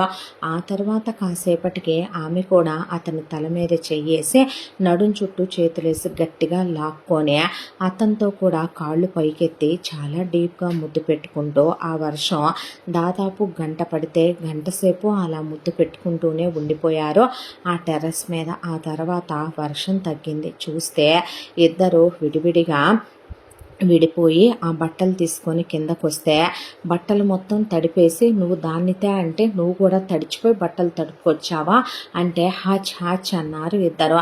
సరిపోయింది పో అని ఆవిడ ముందు ఆ బట్టలు పిండి బాల్కనీలో ఆరేసి గబా గబా ముందు వెళ్ళి వేడినీళ్ళతో స్నానం చేసి రండి అని ఇద్దరికి సూప్ కాసిచ్చే, ముందు ఆవిరి పడుతురుగాని రండి మళ్ళీ రేపు జ్వరాలు వస్తాయని ముందే చెరో ట్యాబ్లెట్ వేసిందే ఆవిడ. ఉండండి చికెన్ కానీ ఏదైనా చేస్తాను, కాస్త వేడిగా వెచ్చగా ఉంటుంది రాత్రికి తినటానికని ఆవిడ కిచెన్లోకి వెళ్ళిపోతే ఇద్దరి మధ్య ఏదో తెలియని ఒక ఫీలింగ్. ఆ అమ్మాయి వైపు అలా చూస్తూ ఉంటే ఆ అమ్మాయి తన వైపు అలా చూస్తూ కూర్చుంది. ఆ తర్వాత నెక్స్ట్ డే నుంచి మళ్ళీ కామన్గా రొటీన్గా ఉన్న ఇప్పుడు తను ఇదివరకు ఇట్లా కాదు. మహా తన్ని ఇదివరకు కాస్తైనా కోపంగా అరుస్తూ మాట్లాడేది, ఇప్పుడు అలా మాట్లాడలేదు. నీకోసం ప్రోటీన్ షేక్ చేశాను తాగు అని అక్కడ పెట్టి ఆ తర్వాత ఈ షర్ట్ బాగాలేదు ఇంకోటి వేసుకో దీని మీదకి అని చెప్పి ఆ అమ్మాయి స్కూటీ కీసిచ్చి నువ్వే డ్రైవ్ చేయని వెనకాలెక్కి తన నడుముల చుట్టూ చేతులేసి పట్టుకొని కూర్చొని బొటిక్లో కూడా నువ్వు కౌంటర్లో చూసుకో నేను టైలర్స్ దగ్గర చూసుకుంటాను అని చెప్పడం. ఆ తర్వాత మూవీకి వెళ్దాం పద, మన ఇద్దరికే టికెట్స్ బుక్ చేశాను, మమ్మీ రాన్లే అందే. అమ్మ ఈరోజు ఇంట్లో పూజ ఏదో చేసుకోవాలని చెప్పిందని అలా మూవీకి తీసుకెళ్తే అతను భుజం పట్టుకొని భుజం మీద పడుకోవటం తనకి ఎందుకో చాలా అద్భుతంగా అనిపిస్తోంది. ఆ ఫీల్ తనకి చాలా నచ్చుతోంది. ఒక రోజున ఆ అమ్మాయి ఎవరో బైక్ మీద వెళ్తుంటే చూసావా, బాయ్ ఫ్రెండ్ గర్ల్ ఫ్రెండ్ అనుకుంటాను, ఎలా వెళ్తున్నారో చూడు, హక్ చేసుకునే ముందుకు కూడా తిప్పి కూర్చోబెట్టుకుంటున్నాడు అయ్యా అని అనేసరికి తనకి ఎందుకో ఆ మాట నచ్చిందే. తనకి ఆ ఊళ్ళోనే ప్రాపర్టీస్ ఉన్నాయి, తనకి వెహికల్స్ ఉన్నాయి, దాంతో వెళ్ళే తన స్పోర్ట్స్ బైక్ తీసుకొని వచ్చి ఆ అమ్మాయిని రాత్రిపూట పడుకుంటే లేపి రా అని అనేసరికి ఎక్కడికి అంటే రమ్మన్నానుగా అని ఇదిగో బైక్ వెళ్దాందా అన్నాడు. అనేసరికి ఆ అమ్మాయి అలా చూసి లైసెన్స్ అంటే ఆ అమ్మాయి చేతిలో 10 పెట్టాడు. పెట్టేసరికి ఇవన్నీ నావేలే అని ఆ తర్వాత అక్కడ ఒక నెంబర్ ప్లేట్ పెట్టాడు. పెడితే అవ్వ అనేసరికి అని ఆ అమ్మాయిని ఎక్కించుకొని పద అని అలా గాలి జుయి జుయి అని తోలుతుంటే చాలా ఫాస్ట్గా ఖాళీ రోడ్ల మీద ఆ అమ్మాయిని తీసుకెళ్ళి ధాబాలో తినిపించి ఆ తర్వాత అందే కదా ముందుకు తిప్పి కూర్చోబెట్టుకున్నారని అలా తన్నే హక్ చేయించుకొని కూర్చోబెట్టుకొని ఆ అమ్మాయి తన మెడ దగ్గర అలా పడుకొని ఉంటే తన గుండెల మీద ఆ అమ్మాయి అలా వాలిపోతుంటే ఆ ఫీలింగ్ తనకెందుకో చాలా చాలా నచ్చింది. పుట్టిన తర్వాత తనకి ఏ ఫుడ్ టేస్ట్‌గా ఉంటదన్నది కూడా పట్టించుకోడు. ఆకలేసిందా, టైంకి ఏదైనా దొరికిందా తినేసాం అంతవరకే. తను ఆకలి, నిద్ర ఆ టైంకి ఖాళీ ఉందే పడుకోవచ్చు అన్నప్పుడే తన కళ్ళు పడుకుంటాయి తప్ప టెన్షన్‌లో ఉంటే తన కళ్ళకి నిద్ర రావటం, తన శరీరం అలసిపోవటం తనకి ఎలాంటివి అసలు తెలీదు. అంత ఎనర్జీ ఎలా వస్తది నీకని చాలాసార్లు ఆంటీ అంటారు. మహా అంటది ఏమో తెలీదు అంత ఎనర్జీ ఎలా వస్తుందో తనకి. ఖాళీగా ఉన్నప్పుడు తను మెడిటేషన్ చేసుకుంటాడు చాలాసేపు. ఎక్కడి నుంచి ఆ ఎనర్జీ వస్తుందంటే మేబీ అలా వచ్చిందేనేమో. ఆ తర్వాత ఆ అమ్మాయికి ఐస్ క్రీమ్ తినిపిస్తూ ఉంటే ఐస్ క్రీమ్ పట్టుకొని తింటూ తింటూ ఆ అమ్మాయి తనకి తినిపించింది. ఒక ఆడదాని ఎంగిలి తనకెందుకో ఈ ప్రయారిటీ ఇవ్వటం అనేది చాలా నచ్చుతోంది. ఇంటికి వెళ్ళిన తర్వాత నెక్స్ట్ డే ఆంటీ రోజు కలిపినట్టే పచ్చడి కలిపానని ముద్దలు కలిపెట్టడం ఆవిడ చూపించే ప్రేమ. తనకి పండుగలు చేసుకునేటప్పుడు ఆవిడ తీసుకొచ్చే బట్టలు, వండి పెట్టే పిండి వంటలు, గుడికి వెళ్దామని, పూజలని, బయటికి వెళ్దామని, నువ్వు బాగుండాలని ఆవిడ బ్లెస్ చేయటం, ఫస్ట్ టైం తను వాళ్ళ కాళ్ళకి మొక్కటం, తనకు అవన్నీ నచ్చుతున్నాయి. ఆ లైఫ్ తనకు కావాలనిపించిందే. దాంతోనే వెళ్ళి చాలా ఖరీదైన ఉంగరం మహాకి ప్రపోజ్ చేయాలని కొన్నాడు. కానీ అంతలోకే ఆ ఉంగరం పట్టుకొని తను వస్తూ ఉంటే ఎవరో ఒక బ్రేకప్ అయిన జంట తిట్టుకోవటం చూశాడు. చూసేసరికి లవ్ చేసినంత మాత్రాన, నీతో ఫిజికల్ అయినంత మాత్రాన నీతోనే ఉండాలా ఏంటే అని అబ్బాయి అంటుంటే, నేనేమైనా నీకు ఫిక్స్ అయిపోయానని చెప్పానేంట్రా, ఈ రోజుల్లో ఇలాంటివన్నీ చాలా లైట్ తీసుకుంటున్నారులే అమ్మాయిలు, నువ్వు కాకపోతే 100 మంది అని. ఆ అమ్మాయి అనేసరికి ఆ తీసుకున్న ఉంగరం అలా పట్టుకుని పర్సులో వేసేసాడు. నిజమేగా, ఎవరో తెలియని ఒక స్ట్రేంజరు తనతో అనుకోని పరిస్థితుల్లో ఒక రోజంతా క్లోజ్ అయ్యాడనేసరికి మహాలాంటి ఒక అమ్మాయి, తనకి చదువు ఉంది, కులం ఉంది, అమ్మా నాన్నలు ఉన్నారు, తనకి అన్నీ ఉన్నాయి, తనలాంటి ఒక అబ్బాయిని ఎందుకు చేసుకోవాలి, ఎందుకు చేసుకుంటుందే, అసలు తన దగ్గర ఏముందని, తన కులం ఉందా, అమ్ముందా, నాన్నుందా, ఏం తెలుసనే అని అలా చూస్తూ ఉండేసరికి తను ఇంటికి వచ్చాడు. అప్పటికి సంవత్సర కాలమైంది తను మహా లైఫ్లోకి వచ్చే. ఈ సంవత్సర కాలంలో ఆ ఫ్యామిలీ లేకపోతే తను ఉండలేడేమో, తన లైఫే వాళ్ళైపోయారేమో అనే తను లైఫ్ వాళ్ళతోనే అనుకుని బ్రతికేయటం మొదలుపెట్టాడు. దాంతో మనసంతా ఏదో తెలియని దిగులు. తనలాంటి ఒక చదువు లేని కిల్లర్ని ఎందుకు ఒక అమ్మాయి చేసుకోవాలి, చేసుకొని ఒక అమ్మాయి లైఫ్ని ఎందుకు స్పాయిల్ చేసుకుంటుందే, ఆఫ్టర్ ఆల్ ఏదో ఒక నైట్ స్పెండ్ చేసామనే దాంతో తనతో లైఫ్ షేర్ చేసుకుంటుందా అనే తను అలా ఆలోచిస్తూ ఉండిపోయాడు. ఈలోగా రోజులు గడిచిపోతూ ఒక రోజున మహా ఈ బట్టలు వేసుకొని నాతో పాటు రా అనేసరికి, ఎక్కడికి మహా అంటే రమ్మంటున్నానా అనేసరికి బట్టలు వేసుకున్నాక గుడికి తీసుకొని వెళ్ళిందే. వెళ్ళి గుళ్ళో దర్శనం అయిన తర్వాత ముఖాన బొట్టు పెట్టి ప్రసాదం పెడుతూ అలా కూర్చోబెట్టిందే. కూర్చోబెట్టిన తర్వాత చేతిలోకి చెయ్యి తీసుకొని, నిన్నొకటి అడగనా నేను అంటే, ఏంటి అన్నాడు. నువ్వింకా ఈ రౌడీయిజాలు, ఈ గుండాయిజాలు, ఇలా నువ్వు ఈ కిడ్నాప్లు, ఈ కొట్టటాలు, తిట్టటాలు ఇవి ఇంకేమీ వద్దు, పూర్తిగా మానేసి, నువ్వు నిజంగా మానేస్తాను అంటే నేను నిన్ను ప్రాణం కన్నా ఎక్కువగా ప్రేమిస్తున్నాను, నేను నిన్ను వదులుకోలేను, నువ్వు లేకుండా నేను బ్రతకలేను, నేను నిన్ను పెళ్లి చేసుకుంటాను, ఇద్దరం పెళ్లి చేసుకుందాం, ఓకేనా, వదిలేస్తావా అన్నే. ఒక విషయం చెప్పమంటావా, ఏ రోజైతే నువ్వు నన్ను ముట్టుకున్నావో ఆ రోజే నిజంగా నువ్వు నాకు నచ్చావు, నిన్ను మార్చుకోగలననే నమ్మకంతోనే బెదిరించి తీసుకొచ్చాను. మంచో చెడు ఇన్నాళ్ళు నాతో ఉంచుకున్నాను. నిజంగా నీకు నా మీద ఇష్టం, ప్రేమ ఉంటే గనక నేను కావాలనుకుంటే నువ్వు ఇవన్నీ వదిలేసే ఈశ్వర్, లేదు కాదో కూడదో అనేటట్టయితే గనక ఇంకా నువ్వు వెళ్ళిపో, మళ్ళీ నా లైఫ్లో ఇంకెప్పుడో నువ్వు నాకు కనిపించొద్దు అనేసరికి ఆ అమ్మాయి వైపు అలా చూశాడు. చూసేసరికి, నువ్వు యాక్సెప్ట్ చేసేటట్టయితే ఇదిగో నీకోసం ఉంగరం కూడా తీసుకొచ్చాను ప్రపోజ్ చేద్దామని. ఐ లవ్ యూ ఈశ్వర్, నువ్వు వచ్చిన తర్వాతే మాకు నిజంగా ఒక మగాడి తోడుంటే ఒక ఆడవాళ్ళ జీవితాలు ఎంత బాగుంటాయి అనేది తెలిసిందే.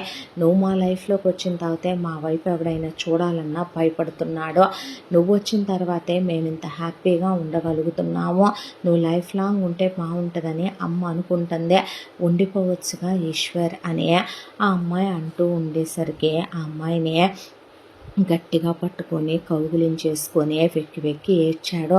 ఇది గుడి అనేసరికి ఐ లవ్ యూ, నేను అన్నీ మానేస్తాను, నాకు నువ్వు కావాలి, అమ్మ కావాలి అనే తను పర్సులో నుంచి ఉంగరం తీస్తే మరి నాకు చూపించలేదే, ధైర్యం సరిపోలేదురా అని తను అనుకున్న మాట చెప్పేసరికి ఆ అమ్మాయి ఉంగరం తనకు పెట్టి తన అమ్మాయికి ఉంగరం పెట్టాక వచ్చే వాళ్ళమ్మకి ఇలా ఇద్దరం ఇష్టపడుతున్నామని పెళ్లి చేసుకుంటామని చెప్పేసరికి ఆవిడ ఎటు వాళ్ళ వైపున బంధువుల్ని చుట్టాలని ఎవరిని ఆవిడ పిలవాలనుకోలేదు.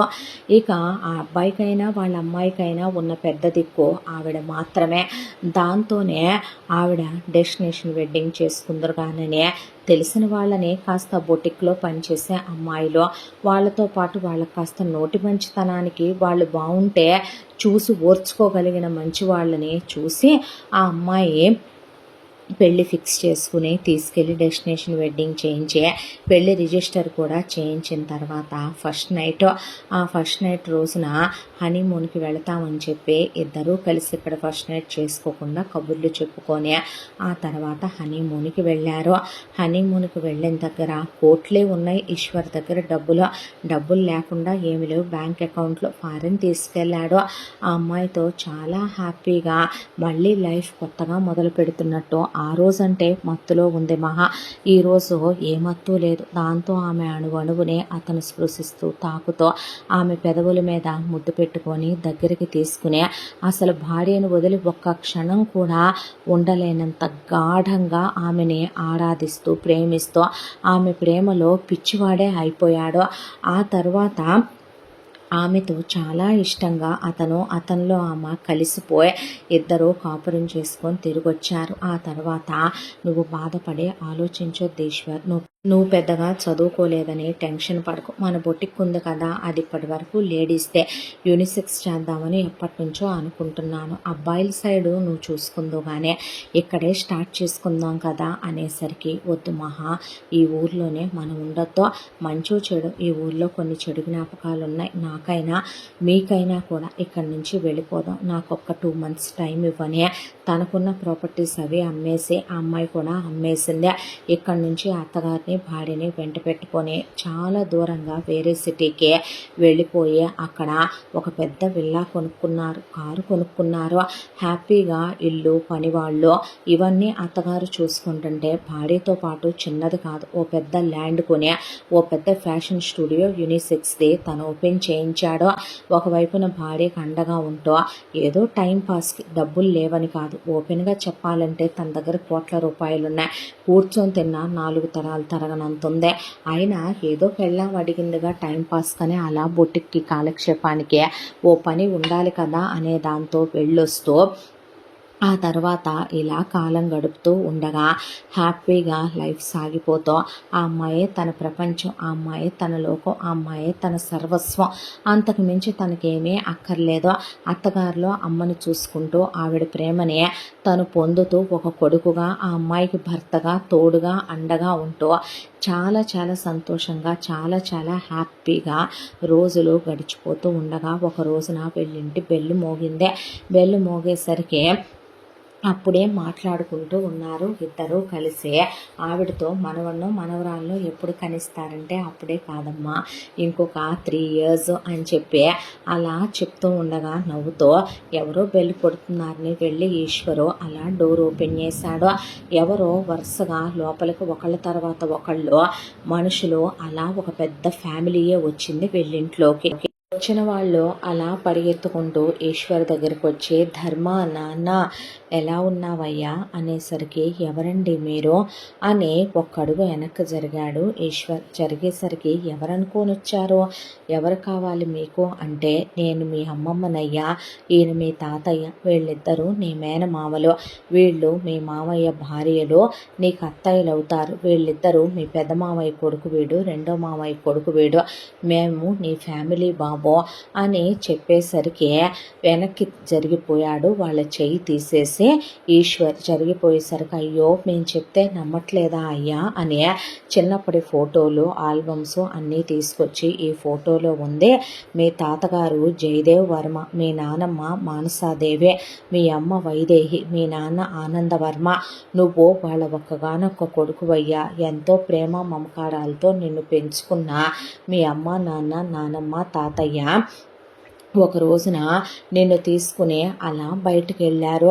బయటకు వెళ్ళి తిరిగి వస్తూ ఉండగా భగవంతుడు చూడలేకపోయాడు, చిన్నచూపు చూశాడు. యాక్సిడెంట్ అయ్యే ఆ యాక్సిడెంట్లో వాళ్ళు అక్కడికక్కడే చనిపోయి శవాలు దొరికినాయి. కానీ నువ్వు ఏమయ్యావో ఎక్కడికి వెళ్ళావో ఏంటో మాకు తెలియదు బాబు. ఇన్ని సంవత్సరాలుగా నీకోసం వెతికిస్తూనే ఉన్నామయ్యా. నీకోసం వేల కోట్ల రూపాయల ఆస్తులు నిన్ను నమ్ముకున్న ఎంతోమంది అక్కడ బ్రతుకుతున్నారు. నువ్వు వెంటనే బయలుదేరి మాతో రాయ్యా. యావదాస్తికి నువ్వు వారసుడివైతే ఇలా ఉండటం ఏంటి? ఇంతకాలం కాపు కాస్తూ ఉన్నారు మీ మామయ్యలు, మేము రా బాబు అని చెప్పేసరికి, నాకే ఆస్తి వద్దండి, నాకెవరు వద్దు, నాకు నా భార్య మా అత్తగారు ఈ ఇల్లు ఈ ప్రపంచం చాలు, మీరెవరో అనుకొని వచ్చినట్టున్నారు అనేసరికి, అయ్యో కాదయ్యా, నిజంగా నీకేదో ఊడు పేరు లేనట్టు, నువ్వేదో అనాథవో అనామకుడువో అయినట్టు ఎందుకు ఇలా ఉండటం అనేసరికి మహా చేపట్టుకొని భువన లోపలికి లాక్కెళ్ళి, అదేంటే ఆ అబ్బాయికి ఎవరూ లేరు అందరూ పోయారని చెప్పావేంటి, అసలు ఏం జరిగింది అని అడిగేసరికి వాళ్ళమ్మ చేపట్టుకొని లోపలికి తీసుకొచ్చి, అమ్మ అనుకోకుండా తను నాకు ఇలా నన్ను బావ పాడు చేద్దామని తీసుకెళ్ళినప్పుడు కనిపించాడు, స్నేహితుడయ్యాడు, నన్ను కాపాడాడు, కొట్టి రక్షించాడు. దాంతోనే తను నాకు పరిచయం అయ్యాడు. మన ఇంటికి తీసుకొచ్చి నా స్నేహితుడు అని చెప్పానమ్మా నీకు అని చెప్పేసరికి ఆవిడ, అవునా, ఆ అబ్బాయికి కుటుంబం అందరూ ఉన్నట్టున్నారు పాపం, చిన్నప్పుడు యాక్సిడెంట్ అయినట్టుంది, బిడ్డ ఎవరో ఏంటో అంటే అంతా దాంట్లో ఆ అబ్బాయి క్లోజ్ అయ్యాడు. అవన్నీ ఆ అమ్మాయి అనవసరమైన విషయాలన్నీ వాళ్ళ అమ్మ దగ్గర ఎత్తనూ లేదు, చెప్పనూ లేదు. ఆ తర్వాత తిరిగి వచ్చాక వీళ్ళు, నువ్వన్నా చెప్పమ్మా, మీరైనా చెప్పండమ్మా అని చెప్పి బ్రతిమలాడుతూ ఉంటే ఇక అటే చూస్తూ నిలబడినాడు ఈశ్వర్. నిలబడేసరికి, నీకు మీ అమ్మా నాన్నలు ఉన్నప్పుడు, నువ్వు వాళ్ళ వారసుడు అయినప్పుడు వెళ్ళాలి కదా, వాళ్ళకి నీ మీద ఎన్నో ఆశలు కలలు ఉండుంటాయి కదా, నిన్ను నమ్ముకొని చాలామంది ఉన్నారని, మీకు చాలా వ్యాపారాలు ఉన్నాయని కూడా చెప్తున్నారు కదా ఈశ్వర్, వెళ్దాంగా అని మహా అనేసరికి, నువ్వు అడిగితే నా ప్రాణమైనా ఇస్తాను, వెళ్దామంటే పద అమ్మారా అని ఆవిడ్ని కూడా తీసుకొని వెళ్ళేసరికి భారీ ఎత్తున వీళ్ళు పెద్ద పార్టీ పెట్టి వారసుడు వచ్చాడని ఆ అమ్మాయి ఆ అబ్బాయి భార్య అని చెప్పి అసలు పేరు ధర్మరాజ వర్మ అని చెప్పి వాళ్ళు ధర్మ అని పిలవటం మొదలుపెట్టి మహాని కూడా అలాగే పిలవమంటే, కొత్తగా ఉంది ఈశ్వర్ అంటే, నువ్వు ఈశ్వర్ అనే పిలువ, నిన్నెవరు పిలవమన్నారా అంటే, వద్దులే ధర్మ అనే పిలుస్తాలే అని. ఎప్పుడూ మనుషులు ఫేక్గా ఉండకూడదు, బాధపడేవాడివిగా నీకెవరూ లేరని, నా అనేవాళ్ళు లేరని ఎప్పుడూ బాధపడుతూ ఉండేవాడివిగా అనేసరికి ఇక్కడికి వచ్చి చూస్తే పెద్ద ప్యాలెస్ లాంటి ఇల్లు, ఇంటి ముందు కార్లు, చాలా పెద్ద గార్డెను, ఓపెన్గా చెప్పాలంటే చుట్టూ పెద్ద ఉద్యానవనం లాగా ఉంది.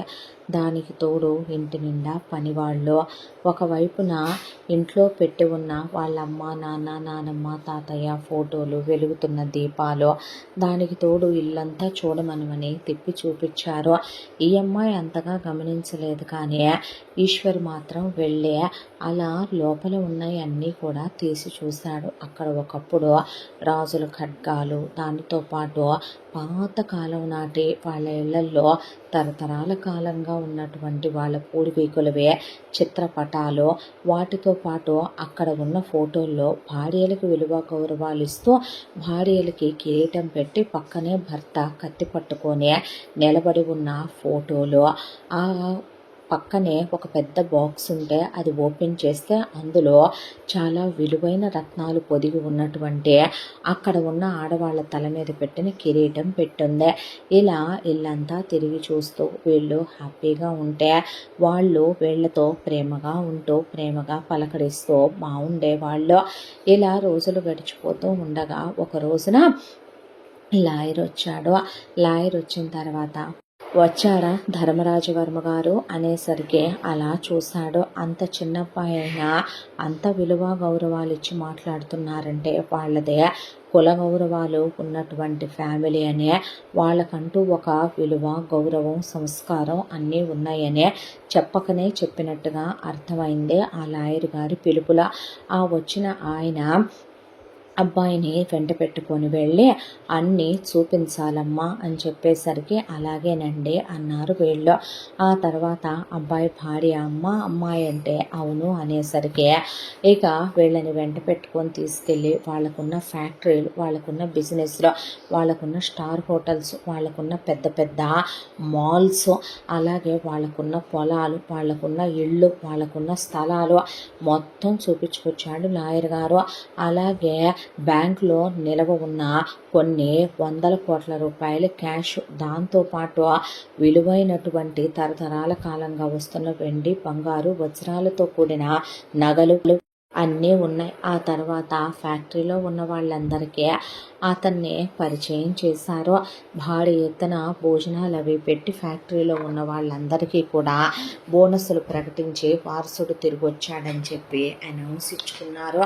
ఆ తర్వాత లాయర్ గారు, బాబు ఇక మీకు రేపు పుట్టినరోజు జరిగితే ఆ పుట్టినరోజు నాడే అందరినీ పిలిచి అందరి ముందే మీ ఆస్తిపాస్తులు మొత్తం అమ్మా నాన్నగారులో మీకు ఏ ప్రకారం అయితే చెల్లాలని రాశారో ఆ ప్రకారంగా మొత్తం మీకు అప్పచెప్పేయబడుద్ది అనేసరికి అలాగేననే అన్నాడు ఈశ్వర్. ఆ తర్వాత లాయర్ గారు ఆ పుట్టినరోజు వేడుకలకి భారీ ఎత్తున వీళ్ళ చుట్టాలని, బంధువులని, వీళ్ళ ఫ్రెండ్స్ అని, తెలిసిన వాళ్ళని, వ్యాపారంలో స్నేహితులని, బోల్డంతమంది ఫ్యాక్టరీలో ఉండేటటువంటి కూలీలు, చేసేవాళ్ళు, కార్మికులు, డైలీ లేబరు, వర్కర్స్ భారీ ఎత్తున అందరూ వచ్చారు. వచ్చేసరికి ఆ రోజు పట్టాభిషేక మహోత్సవం అని భారీ ఎత్తున చైరది పెట్టి దాని మీద అబ్బాయిని కూర్చోబెట్టి లాయర్ గారు ఎంత పెద్ద కట్ట డాక్యుమెంట్లు తీసుకొచ్చి ఈ రోజు నుంచి ఈ ఆస్తి మీద క్రయ విక్రయాది సర్వ హక్కులు మొత్తం మీకే చెందుతాయి బాబు అని చెప్పి ఆయన ఆ పేపర్లో చేతిలో పెట్టాడు. ఈశ్వర్కే చేతిలో పెట్టేసరికి అందరూ క్లాప్స్ కొట్టారు. అయితే ఆ చైర్లో నుంచి తను లేచి నుంచొని అక్కడే ఉన్న మహాని చేపట్టుకొని తీసుకొచ్చాడు. ఆ అమ్మాయి కూడా భర్తకు పట్టాభిషేకం అనేసరికి పట్టుచీర కట్టుకొని ఉందే. భార్యని అలా కూర్చోబెట్టే లోపల బాక్స్లో ఉన్నటువంటి కిరీటం తీసుకొచ్చి భార్యకి పెట్టే, చందనం రాసి కుంకుమ పెట్టి భార్యకి బంగారు నాణేలతో అభిషేకం చేసి భార్యకి వజ్రాలతో, ముత్యాలతో, నవరత్నాలతో అభిషేకం చేశాడు. చేసిన తర్వాత ఏంటిదంతా అనేసరికి నువ్వు కూర్చో బంగారం అలా అని లాయర్ గారు నేను చెప్పిన ప్రకారం పేపర్స్ రెడీ చేశారా? చేశానండి అనేసరికి ఆ పేపర్లు తీసుకొని పేపర్ల మీద సంతకం పెట్టి ఆ పేపర్ల కట్ట అమ్మాయి చేతిలో పెట్టి ఈ రోజు నుంచే ఈ సంస్థానంలో మీలో ఎవరికి ఏం కావాలన్నా ఈ ఆస్తి మీద క్రయ విక్రయాది సర్వ హక్కులు మీ అందరికీ సంబంధించిన ప్రతి వ్యవహారాన్ని కూడా ఇక నుంచే మహాదేవి గారు అంటే మా భార్య గారే చూసుకుంటారు అని చెప్పాడు ధర్మ. ఏంటిదంతా ధర్మ అని మహాలేచి నుంచుంటే ఒక విషయం చెప్పనా, ప్రేమ అంటే నమ్మకం, పెళ్ళంటే నమ్మకం. నాకు అసలు ఈ ఆస్తి, ఈ అమ్మ నాన్న ఇదంతా ఉందని ఈరోజు వీళ్ళు వచ్చారు. కానీ నన్ను మనిషిగా మార్చింది నువ్వు. నాకు ప్రేమ అంటే ఏంటో, కుటుంబం అంటే ఏంటో ఇచ్చింది నువ్వే లేకపోతే నేనెక్కడున్నానురా. జీవితంలో జీవితం అనేది కూడా ఒకటి ఉంటుందనే, మనిషికి సంతోషం ఆనందం లాంటివి కూడా ఉంటాయని పరిచయం చేసిన దేవతవి నువ్వు. నీకన్నా నాకు ఏదీ ముఖ్యం కాదు, ఎవరూ ముఖ్యం కాదు. అయినా నువ్వు పెద్ద చదువులు చదువుకున్నావు, నువ్వైతే ఇవన్నీ చూసుకోగలవు. నేనెప్పుడూ నీ బాడీ గార్డ్నే, ఎప్పుడూ నీ వెనకాలే ఉంటాను బంగారం.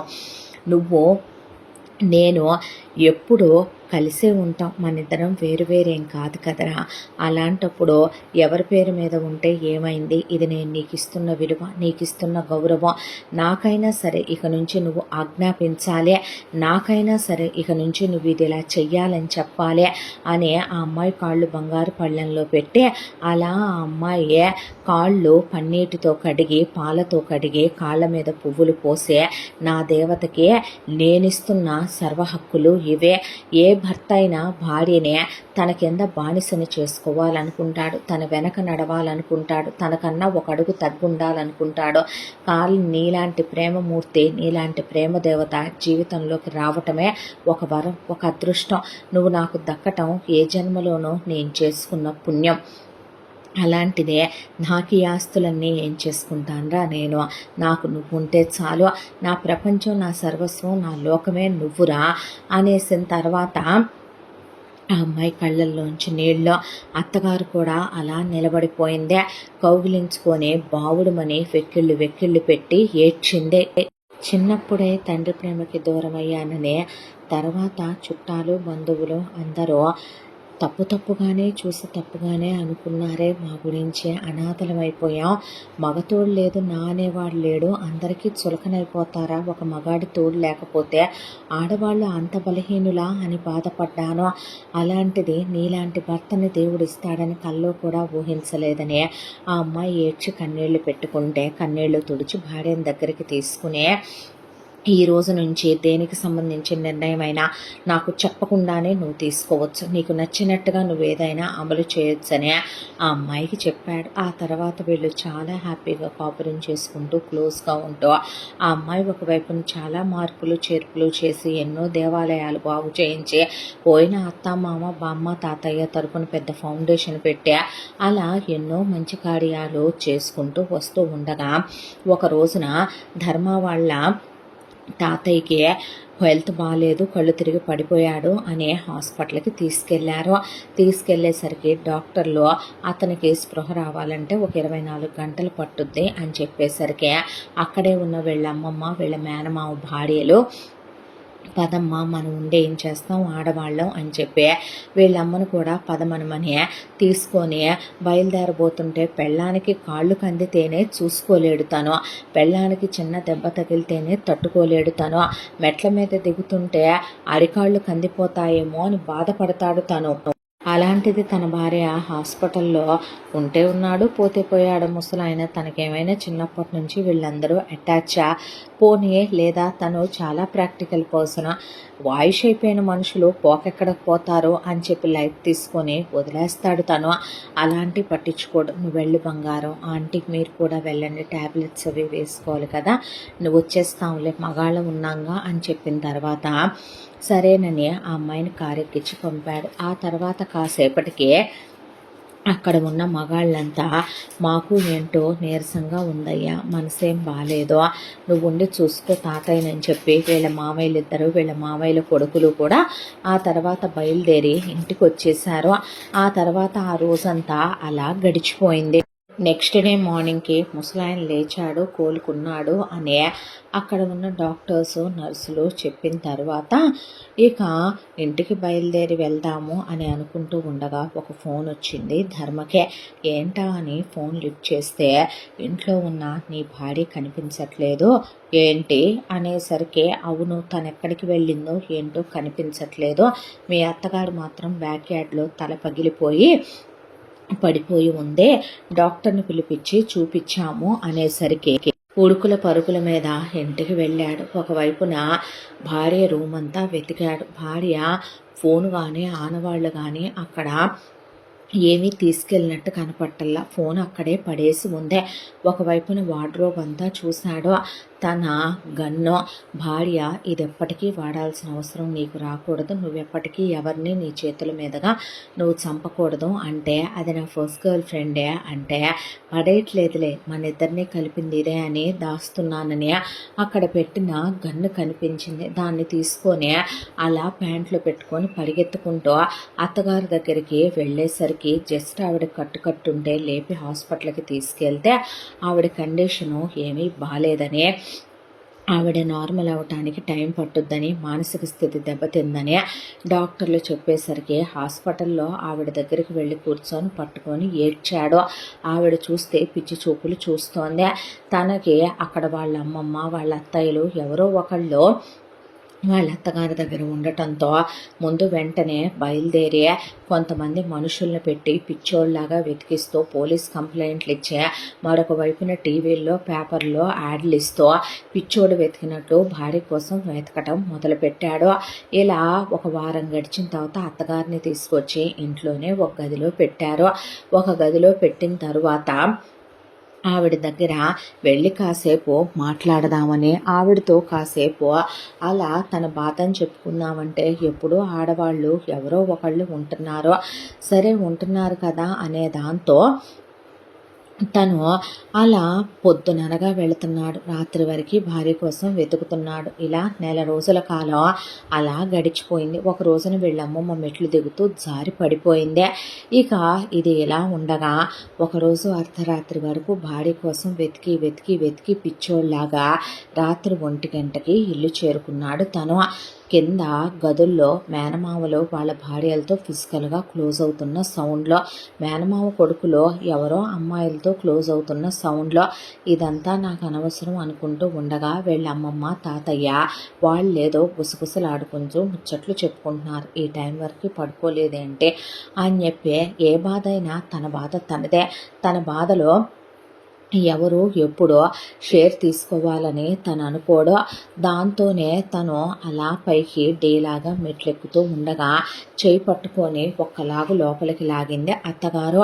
లాగే ఆవిడ నోరు మూసేసేపాటికి పెద్దగా అరవద్దని సైగ చేసి ముందు బెడ్రూమ్ డోర్ బోల్ట్ పెట్టేస్తే, అమ్మా తగ్గిందా నీకు? ఎప్పుడు తగ్గిందమ్మా? ఎలా ఉందమ్మా అంటే, అసలు ఏం జరిగిందో తెలుసా నీకు? వీళ్ళు ఎలాంటి వాళ్ళు తెలుసా? మనని నమ్మించి ఇక్కడికి తీసుకొచ్చారో, ఇదంతా చేసింది వీళ్ళే. ఆ రోజున కావాలనే ముసలోడికి ఒంట్లో బాగోకుండా పోవడానికి వామిటింగ్స్ మోషన్స్ మాత్రలు కలిపి వాడికి పెట్టి వాడు పడిపోయేలా చేసి, మొన్న తర్వాత హాస్పిటల్కి వెళ్ళేలా చేసి, తర్వాత నీ ద్వారానే వాళ్ళు మహాని నన్ను ఇంటికి పంపించారు. పంపించి వెనకాలే ఆడవాళ్ళు వచ్చి తర్వాత మగవాళ్ళు వచ్చి నన్ను దారుణంగా కొట్టారు. కొట్టి మహాని ఎంత భయంకరంగా కొట్టారో తెలుసా? తల పగిలిపోయే, ముక్కుల్లోంచి నోట్లోంచి బ్లడ్ వచ్చి ఎముకలు విరిగిపోయేలా కొట్టే, ఆస్తి మొత్తం కావాలనే పత్రాల మీద సంతకం పెట్టమంటే నేను పెట్టను అంటోంది కాబట్టి దాన్ని ఇక్కడి నుంచి కొట్టుకుంటా కాడెక్కించుకొని ఎక్కడికో తీసుకెళ్ళి నన్ను కొట్టేసరికి నేను పడిపోయాను. పడిపోయిన తర్వాత నువ్వు వచ్చిన తర్వాత నన్ను హాస్పిటల్లో చేరిస్తే ముందు నాకు 1 వారం తగ్గలేదు.